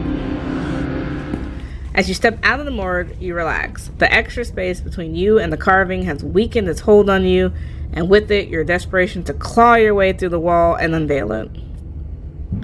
It's one of those emergency fire axes, so it should be pretty obvious wherever it is, though I'm not sure where she'd be keeping it. I'll show you around. Let's try the doc's office first. You make your way to the door of her now vacant office. I don't see an axe in here. He's right. A cursory glance reveals nothing but a stack of papers and cabinets of medical supplies. But something on the desk catches your eye. Some sort of records with your family's name on it. Let's quick, just real quick. Reese stops in the doorway, turning to watch you leaf through the documents. Find something interesting? They're your family's death certificates. Let's look at Pearl Ann's. Closet death, sleep apnea, discovered by her daughter Tabitha Chrysanthemum Scarlet. Okay, so Tabitha is Pearl Ann's daughter. And she died of sleep apnea. That's really specific. No autopsy. I'm not going to say anything. Now let's look at Edwina. So Eddie she died of heart failure.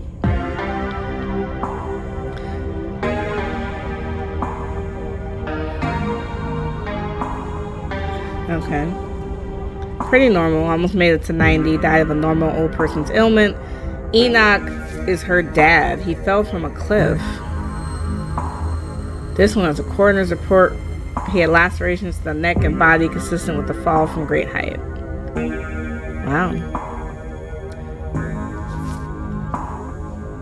Okay, so somebody who died in the brother. So Enoch, which is her dad, but his brother, Theodore, died in the mine. We knew that from a history book. Yeah.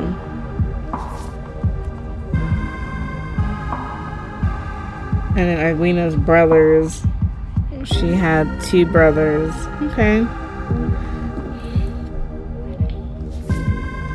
So there was Eddie had a baby. Eddie had a child, Andrew Charles, and he was a stillborn.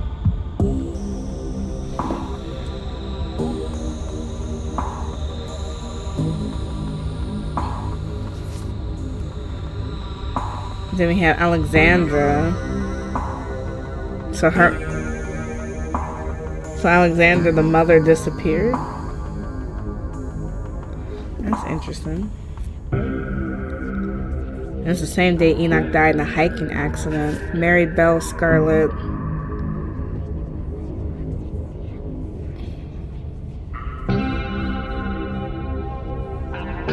That's interesting. That's a lot of kids to outlive. Yeah, 3 passed away. Okay, we gotta move on. The medical supply room is probably a good bet. A fire axe seems like something that might be useful in a room full of chemicals. It's just down the hall. There it is. Looks like we need a key though. We better not break the glass. I'd rather explain that I had to steal the axe after we had a chance to use it. There must be a key in here somewhere. He stops as if listening to something you can't hear. Shit, she's back already. As if on cue, you hear the front door to the clinic open and close, the creak of its antique hinges echoing down the hallway. Footsteps start down the hall. She's headed this way. Quick, we gotta hide. I'm not supposed to be in here. He opens the closet door and hurriedly motions you inside. You slip past him, scrunching into the space as best you can. He attempts to slide in after you. Come on. You make space and he slips in next to you, closing the door just enough so that you can both still monitor the entrance to the supply room. Dr. Kelly storms in, plastic bag in tow. She takes something out of the bag and places it on the counter. Then she hurries back out, bag rustling as she makes her way back down the hallway. We better wait a second, just in case. We're gonna wait quietly. The two of you stand in tense silence, both crammed into the suffocating closet, taking shallow breaths as if she could hear you breathing from the other side of the building. But the footsteps soon return. Dr. Kelly makes her way back towards your hiding place, creaking floorboards broadcasting her location all the way to the hallway just outside your hiding spot. His head swivels suddenly. That was the door to the house. We're in the clear, let's go. The two of you spill out of the closet. Reese quickly starts pulling open drawers, scanning for keys. You can't help but notice what Dr. Kelly left on the long steel table in the middle of the room.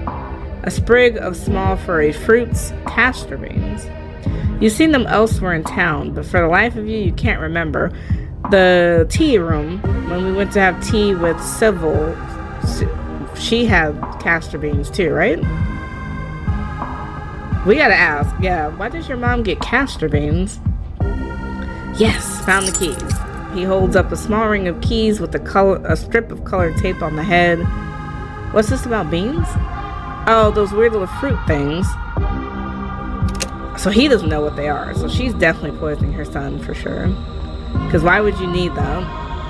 Reese unlocks the cabinet and offers you the fire axe. Here's your axe. And I don't know, I've never seen them before. I'm not allowed in the supply room. Probably some kind of medicinal plant, right? She took out a chemistry set too. Though, come to think of it, she's not supposed to make medicine. She's not a pharmacist. This room is just for storage for orders she gets from a pharmacist over in Brevard. Why would she bring something like that in here? Castor beans make ricin, a deadly poison.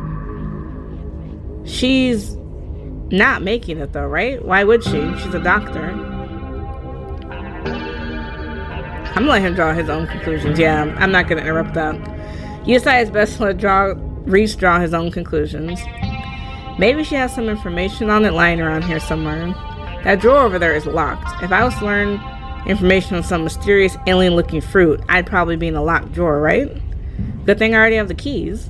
He unlocks the drawer, pulling out a notebook. This is about me.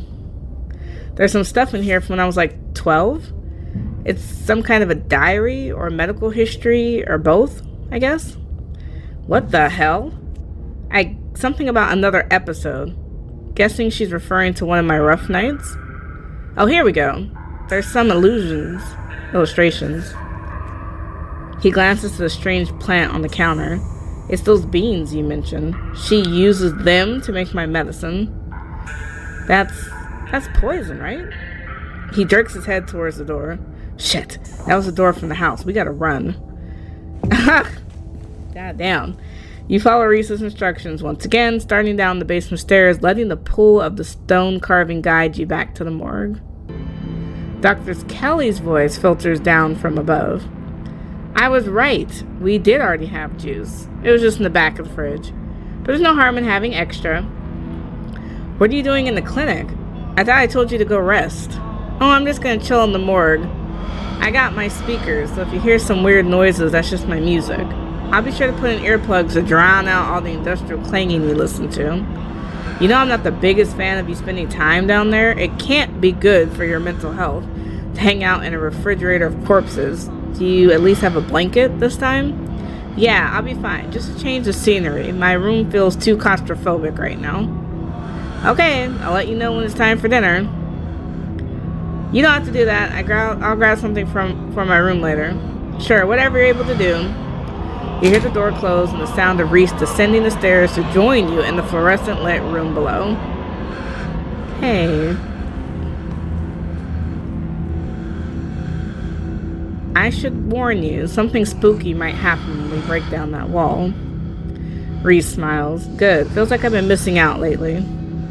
Stop asking questions. It's time to see what's on the other side of the wall. May I make the first blow? Sure, but I want to get in a few after you. I've got some confused and angry feelings I'd like to work out. Yeah, I definitely think his mom is poisoning him. Now that we've seen the castor beans, she's been poisoning him for a long time. You approach the far end of the morgue, axe practically singing through the air as you strike the wall. The first cut offers a surprising amount of resistance. There is some structure behind it, some wood frame holding it in place, trying to stand between you and what waits for you on the other side. You stagger back from the massive hole in the wall and admire your efforts. Holy shit. The splintered edge frames a dark passage, seemingly cut deep in the side of the cliff, cold seeping from a forgotten place in the already frigid morgue. Reese coughs as he takes a better look at what lies beyond the wound in the wall. The whole hallway back there. Thick, stale air releases from the hole, filling the morgue with an earthly mildew smell, like the room is slowly filling with dirt. And with the stink of the grave-like room beyond comes an even stronger compulsion. You step forward, and you climb into the hole. This is wild. I had no idea any of this was here. An entire hospital wing rotting away for decades behind some flimsy drywall.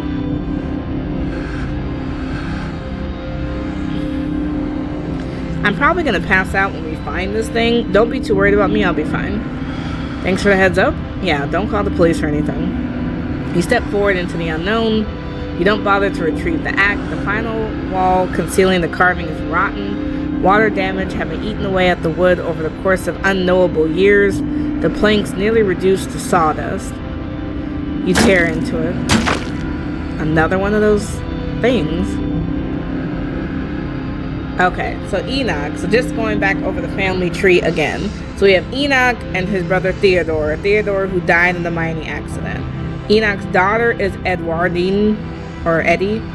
She had two brothers, but they died in the Normandy War. Eddie had four children, but one of them died. All of them seem to have died. So Alexandra, Mary Bell, and Andrew all died, her kids. Pearl Ann is her granddaughter, Eddie's granddaughter. And Pearl Ann is Tabitha's mom, my aunt. So we're going backwards. So this is Enoch. Enoch, I thought you weren't going to come. I was worried you'd leave me here forever. They said there's nothing they can do. I'll never use my legs again. Enoch, what am I going to do? Calm down, Teddy. These doctors don't know enough. So Teddy must be short for Theodore. So maybe Theodore didn't die in the mining accident. It's not like he got injured, but he was still alive, just paralyzed, maybe? I I've been doing my own research and I found us an alternative. We don't have to worry about anything from here on out, I promise. I went to talk to the witch. Now, the witch could be Sybil, because she says she's been here for many generations. Well, not Sybil, but someone in Sybil's lineage, because Sybil seems to be doing witchcraft to me. A witch? But that's nonsense. It's alright, it's all sorted. We're taking you home today, and everything will be resolved by this time next week. That's right, Doctor. At this point, I think it's safe to say his body will never recover. Whoever it was who claimed to be Theodore, it wasn't him. Wasn't even paralyzed, as it turned out. Just some grifter trying to take advantage of the tragedy. So is that not Theodore? Your vision swims back into focus, and it takes a solid second or two to reorient yourself. You're in an unfamiliar bed. Reese leans against the far wall, eyeing you with concern and curiosity. Hey, I was worried you'd slip into a coma or something. You tore down a wall like a wild animal, found some weird carving, and collapsed. I think you might have had some sort of seizure. I know you warned me this might happen, but are you okay? Does Dr. Kelly know I'm here? No. I snuck you back in the house when she was busy in the medical storage room. Figured you wouldn't want to come to in the morgue. Wait, so nothing spooky happened? The mountain didn't collapse on us? No ghosts? No, nothing. You just fell down, twitched a little, and when you seemed stable, I carried you back here. That was a few hours ago.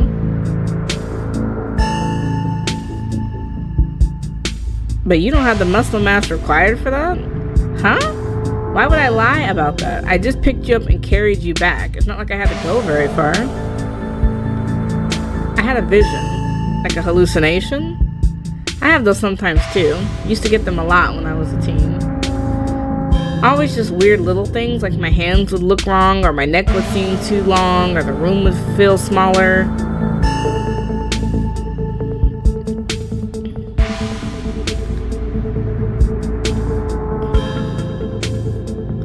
I think these carvings are trying to warn me about something. My family has dark secrets. An old family like yours, I believe it. Hopefully that's all ancient history, though. I should probably get going. Stella's still missing, and the stone here finally stopped yelling at me. That might be a little tricky. The doc's on the warpath up there. I refuse to take my medicine. She's not happy about it. I'm sure you can understand why. There's no way I'm gonna take anything she gave me. She's been poisoning me for years. I went ahead and blocked my door so she can't get down here. Now we just have to wait her out. I don't get why your mom would poison you, though. I don't know. But it's all in here. She never outright says that's what she's doing. And the recipe she came up with to deal with my flare-ups, whatever she thinks those are, involves that weird plant that was on the counter. Those castor beans. And you were right, and resin poison matches up with quite a few of my symptoms. The thing is, I can't figure out whether she's been trying to kill me slowly or she just likes keeping me sick enough to be dependent on her. Either way, I don't think I ever had an illness. I think the illness was me growing up and becoming less easy to control. She found a cure for that. With your evidence, you should be able to go to the cops. Maybe not the local cops, but a cop. You're right, I have her journal. That's pretty incriminating, even if she left out any descriptive words for what she's up to. Ideally, I'd never have to see or think about her again. But if it comes to it, this could be my guarantee that she would never have the power over me again. Resin is really bad. How are you not dead? I don't know. Maybe it's low enough doses, or maybe I developed a tolerance. But I think the fact that I feel more and more alive by the minute is enough proof that she's just keeping me sick. I don't even need solid evidence. No matter what, we should get out of this basement soon. Where would we go? The only person I know who has a car is Kanika, and she's not answering her phone. I don't know anyone else. I don't have any other family to go to. I never even finished high school. When I get out of this house, I don't know how I can make sure I don't wind up right back down here.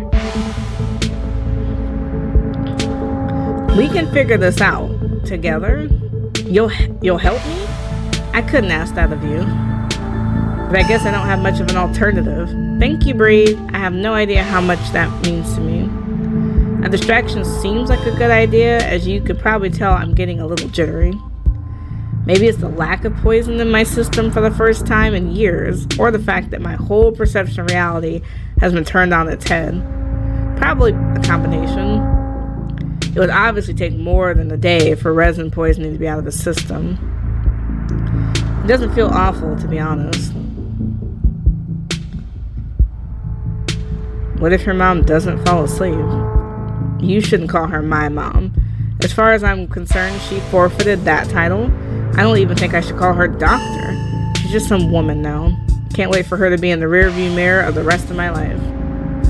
If she doesn't fall asleep by 10, we'll figure something else out.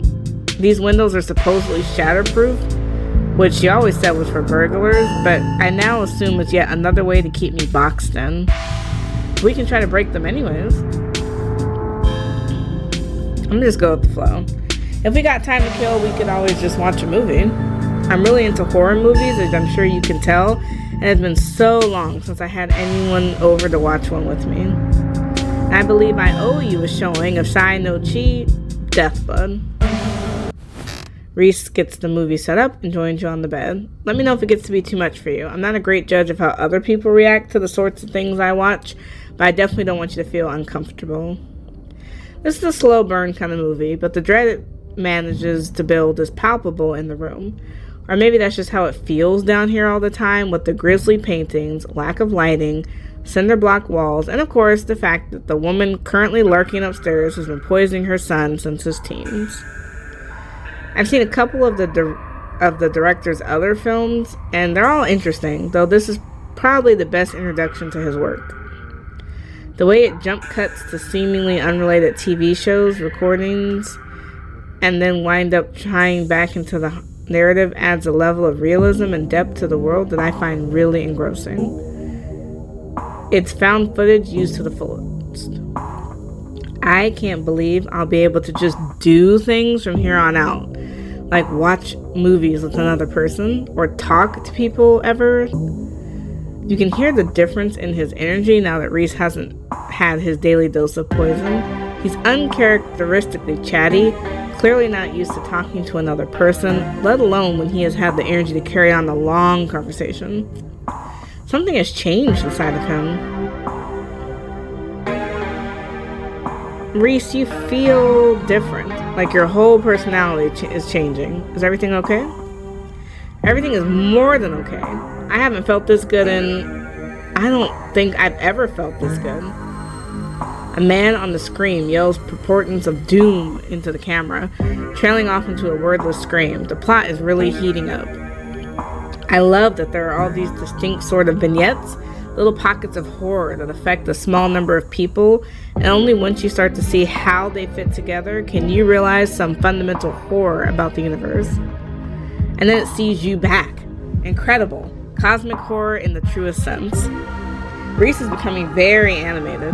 It's probably safe to assume he's dealing with a lot of extra adrenaline now, what with his life turning out to be a lie. But he's also talking over the movie. It's more than something that's changed in Reese, it's everything. There's a knock on the window. Not Wayne. Thought we were gonna get away from him. It's like, Bree, don't get any closer to that thing. It's time to go home. That voice. I know that voice. Is that who's been following you around? Without another word, Wayne starts pounding on a supposedly shatterproof glass. Enemies upstairs, enemies outside. We're surrounded. Even if I get you out of this house, I won't be safe. You won't be safe. What do you mean? What do you mean? Wayne isn't going to hurt you. He hasn't hurt anyone. Yes, he will. He's furious with me. Can't you hear it? But I'm not weak anymore. I can fight back. I don't have to cower in fear from the people who want to hurt me. I don't think Wayne wants to hurt him. Wayne hasn't hurt me and he's had tons of time to do so. I could protect both of us, Bree. I thought the window was shatterproof. So his mom just lies all the way around. The window shatters. What the hell? As Reese tears at his clothes, painting bubbles from the canvas, his ghoulish figure peeling themselves out of their two-dimensional worlds, invading yours, crawling up the walls. Grab my hand, I'll pull you out. Is he a demon? What is going on? Maybe that's why his mom was poisoning him, because he wasn't well? Leave us alone. Oh, Lord. In a surge of violence, the change that's been brewing inside Reese finally comes. As it manifests, a broken window is sealed off and Wayne along with it. I'm running. Yeah, I don't know what's going on here. You've seen enough to know you need to leave. Run up the stairs. Yeah, I don't know what's going on. The door is blocked by a chair. And it's blocked by something else, too. Yeah, we're gonna keep trying. You toss the chair out of the way and do your best to tear through the paintings covering the door. It reforms and regenerates too quickly for you to claw your way through. Damn it. Defeated, you go back to the basement. The remainder of Reese's paintings await their artist's command. It's okay. Stay right there. I can take care of this, then she won't be able to hurt us anymore. I'll be right back. Now, we read a book about Jersey Devil, but I don't think that's what he is either. I'm not sure what I'm looking at. Reese storms up the stairs, leaving you with his smears. I'm not sure who to help.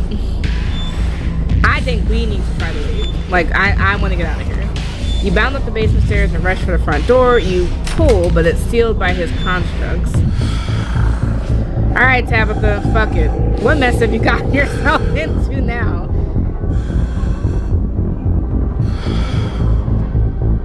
Yeah, Reese is gonna kill his mom. He's also a werewolf or a vampire or something. Oh, what? I always knew there's something that smelled off about that kid. Stay put, I'm on my way, don't get eaten. Thank God for Tabitha. Like, she's been a cranky hoe this entire time, but at least she's always there for us. Because what happened to Kanika and Stella? I don't know if I should be warning the doctor or no. Because now I feel like the doctor is poisoning because she knew he was evil. Fuck it, let's try to warn her. You make your way to the door that beckons to you yesterday, all intrigued, now washed away. You know where it leads, and you know what secrets the stone that lurked in the forgotten basement of the clinic had to share with you. Now the clinic shares a new horror. Somewhere beyond the narrow hallway leading from the house proper to the doctor's office, there is a monster preparing to do the unthinkable. I don't know how I can help. I grasp the handle and turn. Duck! Ducking. I'm doing what she says. She got a gun. She shoots. The gun isn't very loud. There's only a pop as a projectile leaves the barrel, whizzing through the air. Ooh, thank God. She about to save my life, babe. You turn to see a dart embedded in Reese's chest. He pulls the tranquilizer dart from between his ribs, heaving heavy breaths as the drug courses through his system. You're gonna have to try harder than that, No! How did you... Oh, I guess it hit him. As if you could hope to stop me, you pathetic waste of flesh. Before Wayne takes another step downstairs, paint flows out between cracks in the wood. Reese's panic, pulling in a mob of furious smears to hold his enemies in place. The artist darts away, but the smears continue their work in his absence. Dr. Kelly makes her way down the hallway, and Wayne is overcome, glued in place at the top of the stairs by stiffening globs of paint.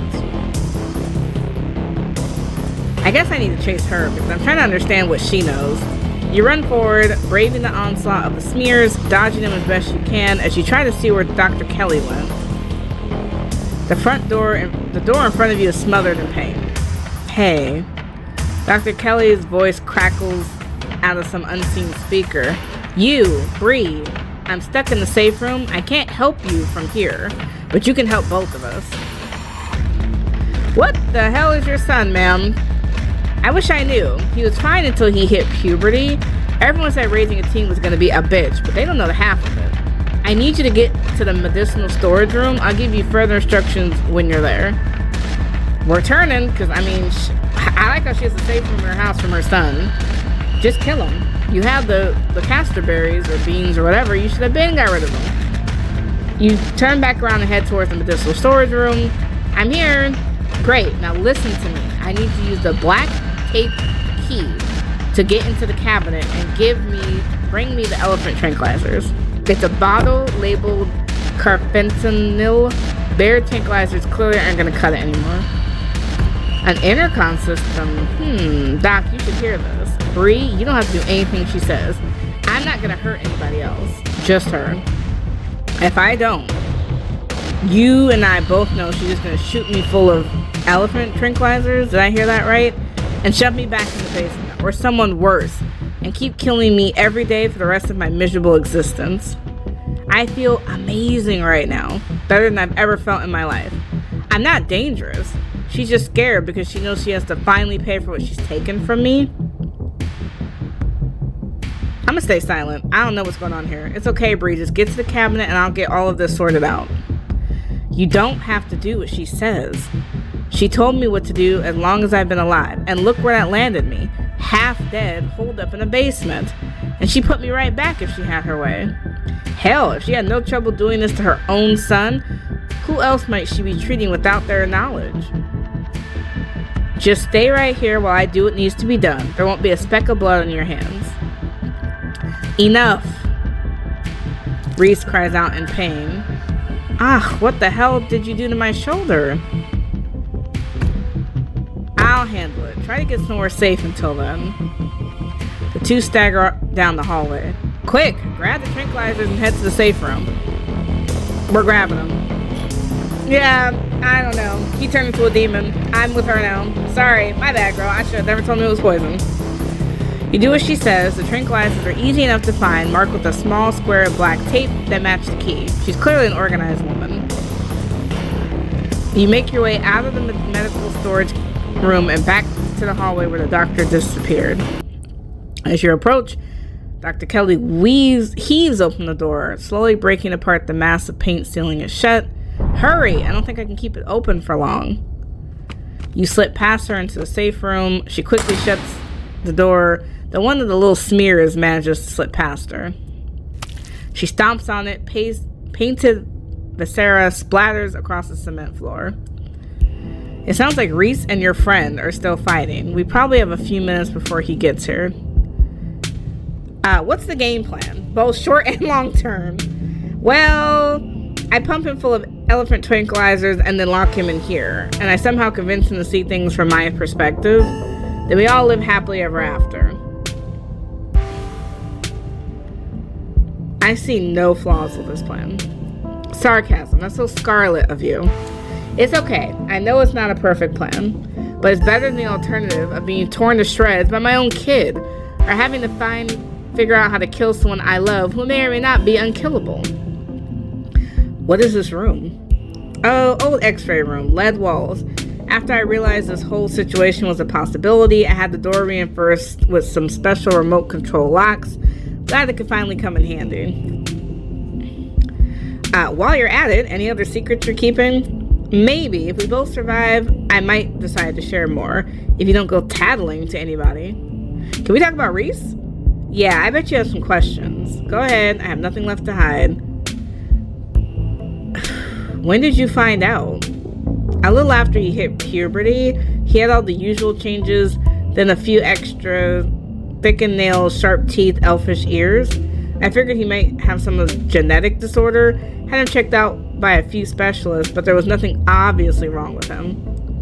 Then we had an argument, and he changed right in front of me. It was nothing like what he is now, just a couple inches and some facial abnormalities, enough to be noticeable. I was scared. He could see that, and he stopped. I thought it was a one-off, or maybe a hallucination, but the second time, it wasn't as subtle, and it didn't go away as easy. That's when I knew for sure that this was something beyond my realm of expertise. How did he not know what he was? I've been medicating him since he was 12. We've only had 3 incidents like this before, maybe 4, depending on what counts. This is the worst one by far. He doesn't seem to understand at first that he looks different, and I just make sure to stay on top of his dosages, so he rarely ever does. But I've been preparing for this inevitability. He's an adult now. There's only so much I can do to control him. Why did you start poisoning him? Can we stop calling it poison? Yes, it's poison, but the act of me giving him poison was not me poisoning him. I was medicating his illness. It started when he was around 15. I'd been giving him increasingly high doses of globulin, but his body kept adapting and the symptoms would come back, especially if we ever fought. I couldn't keep ordering all those drugs. It was already suspicious, and I could risk losing my license, especially if anyone ever found out what I was using them for. Someone approached me with a solution. I took it. I've been dealing with the emotional and mental consequences of that decision ever since. Who approached you, and what did they say? Dr. Kelly gives you a long, hard look. I don't want to talk about that woman, but screw it, I might die tonight. Sure, I'll tell you. It was... That's all I have to say about that. What? Did I just black out? How do you know he's dangerous? Well, he wants to murder me, so that's clue number one. It's not like he's a usually violent kid. He's mostly just sad. But every now and then we butt heads, and that's when this side of him comes out. Imagine if this happens anytime he gets frustrated with anyone. Imagine he gets road rage one day, turns into a 12-foot tall monster with a million teeth, and rips somebody apart in the middle of a major metropolitan area. Yeah, he's dangerous. I'm gonna stay silent. Was his dad similar? A strange little smile creeps onto Dr. Kelly's face. I wish I knew. Reese just kind of happened. I wasn't seeing anyone. I just woke up pregnant one day. I know that's how impossible that sounds. I'm a doctor, for Christ's sakes. I kept having these weird dreams, almost like sleep paralysis episodes, romantic sleep paralysis episodes. They were actually kind of sweet, but they were just dreams. But then all of a sudden my period stopped, I got morning sickness, and roughly 9 months later, Reese. What is he? At first I thought he was some sort of werewolf. But if he is, he doesn't follow any kind of full moon rules or anything. Silver doesn't do shit to him, and you've seen what he looks like. It's just weird. I almost wish I could examine him while he's fully transformed. I'd be fascinated to know what happens to him or how his body does. But he seems pretty hell-bent on ripping my throat out, so I guess that'll just have to remain a mystery. The relationship between you two seems so difficult. Yeah, you could say that. He's such a cute kid. When I found out I was pregnant, I was terrified. I didn't know I'd be ready, but he made me love being a mom. It's not like it's going to be sunshine and roses forever. No matter what, kids grow up and they change. Sometimes for the worse. This is part of being a mom too. Doing what you can to make sure the kid you brought into the world isn't going to go around eating people. Okay, we're going to sit in silence and wait. The sound of distant breaking glass cuts through the silence of the clinic outside the safe room. Shit, this might be game time. I'm glad I gave her those elephant tranquilizers, because girl, we need it. Dr. Kelly opens the door. The two of you stir into the hallway. I don't see anything. Oh, never mind. That's a lie. He's definitely coming. Dang, he got worse. He's looking less and less human. Is this what you were so afraid of? Yes. Hand over the tranquilizers. This is our shot. We're giving it. We're giving it. Oh! Oh, shit. Oh, I mean, I'm glad Tabitha made it. So glad we called her. Before Dr. Kelly can fire, a different shot rings out. Reese's body is thrown to the wall. Shotgun in hand, your cousin rounds the corner, trains her weapon on his writhing body. Tabitha? What are you doing here? Stop it. Let me sedate him. We can deal with this non-lethally. Are you insane? That thing was trying to kill you. We're trying to keep him alive. I know it's stupid. Don't even come for me, Tabitha. You leap forward, placing your body between Tabitha and the whimpering Reese, his face already trying to stitch itself back together as he writhes on the ground. Bree, what the hell do you think you're doing? Don't kill him. He's still a person. Person my ass. Did you see his face? Both of you shut up and help me drag him in the safe room now. You turn to see Dr. Kelly already pulling her son towards the open doorway. Tabitha swings the gun on her back, huffily jumping in to help Dr. Kelly. It's not long before his regenerating body is sealed away behind the door. Not exactly how I thought that would play out, but at least none of us are dead. If you had done any permanent damage to him, you're going to be the one paying for the medical supplies, Miss Scarlet. You aren't seriously going to keep that thing alive, are you? It's clearly dangerous. What makes you think you can keep it locked up? It is my son, Miss Scarlet, and despite appearances, he is still human. I would prefer you refer to him as such. And I've managed to keep him safely locked away and harmless for years. Sure, it's going to be a little bit more difficult now that he knows about his condition, but that room is lined with lead. He's not going anywhere. He's human? Are you sure about that? Are we talking about the same guy? Trust me, I've done genetic tests. He is human somehow. And it's my job as his mother to protect him and to protect people from him. It's not a burden I take lightly. You don't have to worry about him getting out anytime soon.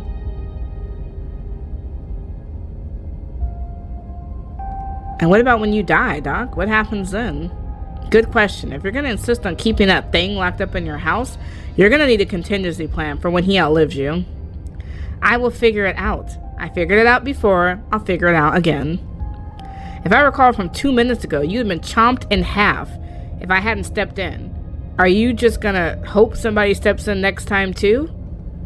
One of these days, your luck is going to run out. Get out of my house.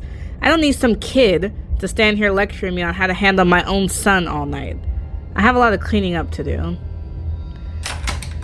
We did the right thing not killing him. Although his condition is interesting, I don't want to murder anybody.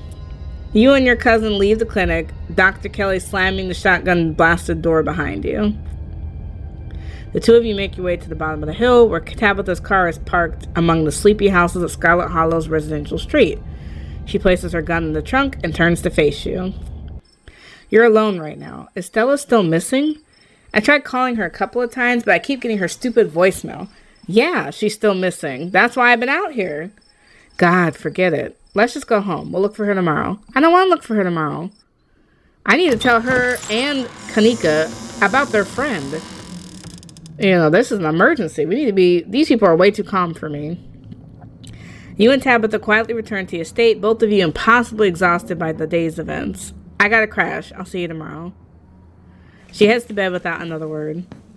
What I like about Tabitha is she has come through. She is 3 for 3. She came through for us in the mines with the lost kids, which is really good. And she's come through for us with Reese. And she seems genuinely concerned about Stella, and I think she's going to be a good help in that too.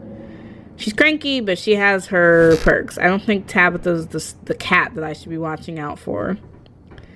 Exhausted beyond belief, you stumble into your room and collapse on the bed. As your eyes sink, you realize that something smells off about the room. It smells rotten. Ugh, not Wayne, please. You know, we just had a day. You jolt awake as the door creaks. Don't look so frightened. Sir, how did you get here? I was just going to say goodnight. And to give you a word of advice, Tabitha won't be around tomorrow. Too busy at the mines. Forbidden places won't be forbidden without her there to stop you. And you might be surprised at what you find. Until then, sleep well. Wait. Can I get more than cryptic messages? This is not Scooby-Doo. I don't need a riddle. I need straight facts. Thank you very much. Wayne paused at the door. Yes? We can get one question. Okay, I want to read it. Because I think he's not going to give me a lot of answers. Okay, do you know Reese was like that? You wanted me to stay at the estate. Aren't you going to lecture me? Why are you following me around? Thanks for looking out for me. I don't need you to look out for me. I'm glad you're okay. It seems like Reese gave you a run for your money. Did you do something to Stella? Do you know what happened to Stella? I found my family's death records. Things aren't adding up. I'm definitely not flirting with this thing. Do you know what happened to Stella? She ran off, didn't she? Remember that. If you find her, she won't be there if you need her. What does that mean? She won't be there if I need her. So she has a tendency to run off? I thought you wanted me to stay at the estate. Aren't you going to lecture me? You were free to make your own decisions, and those decisions have been made. I know that something pulls at you, and I know that now you cannot stop until your task is finished. I'll keep you safe while you do what you must. Why are you following me around? Why not Stella or Kanika or Sybil? Why not Tabitha? Because you're special. Thanks for looking out for me tonight. Anytime you find yourself in danger, I'll be there for you. I will always be there for you. We don't know anything about our dad, right? We know our mom was Vivian and she died, but we don't seem to know much about the rest of the family. I found my family's death records today. Things aren't adding up. Good. You're starting to see the holes then. Look for more. Good night, Bree. So he must know our family too. Wayne leaves your room and closes the door behind him. The damp smell of the mattress is starting to become almost welcoming, a sign that the now daily horrors of Scarlet Hollow are finally behind you, at least until the sun inevitably rises once again. You think for a moment about calling Oscar, but you're just too tired to even bother. Yeah, I know we're supposed to have a date, but at this point, she don't have time to date. You close your eyes, your exhausted body succumbing to sleep almost immediately. As you drift off, you think of Reese, trapped in that tiny windowless room, all his greatest fears realized. His body is no longer his own. But you stopped him from killing Dr. Kelly. The world, at least for now, is protected from him. And then you think of nothing else. Okay, so there's no more episodes after this. Like I said, it's still in development. This is the end of episode 4. I don't know, we still didn't find Stella, which is kind of disappointing. But hopefully we'll see more of her, more of Oscar, and I guess more of Wayne in the next episode. Let me know in the comments below, what do you think of the game so far? And are you going to check it out? I mean, I'm even curious to play it through again with 2 different traits. I think the traits Mystical and Book Smart were interesting, but there were other traits I could have picked. And I wonder if that would have given me maybe different information about the game.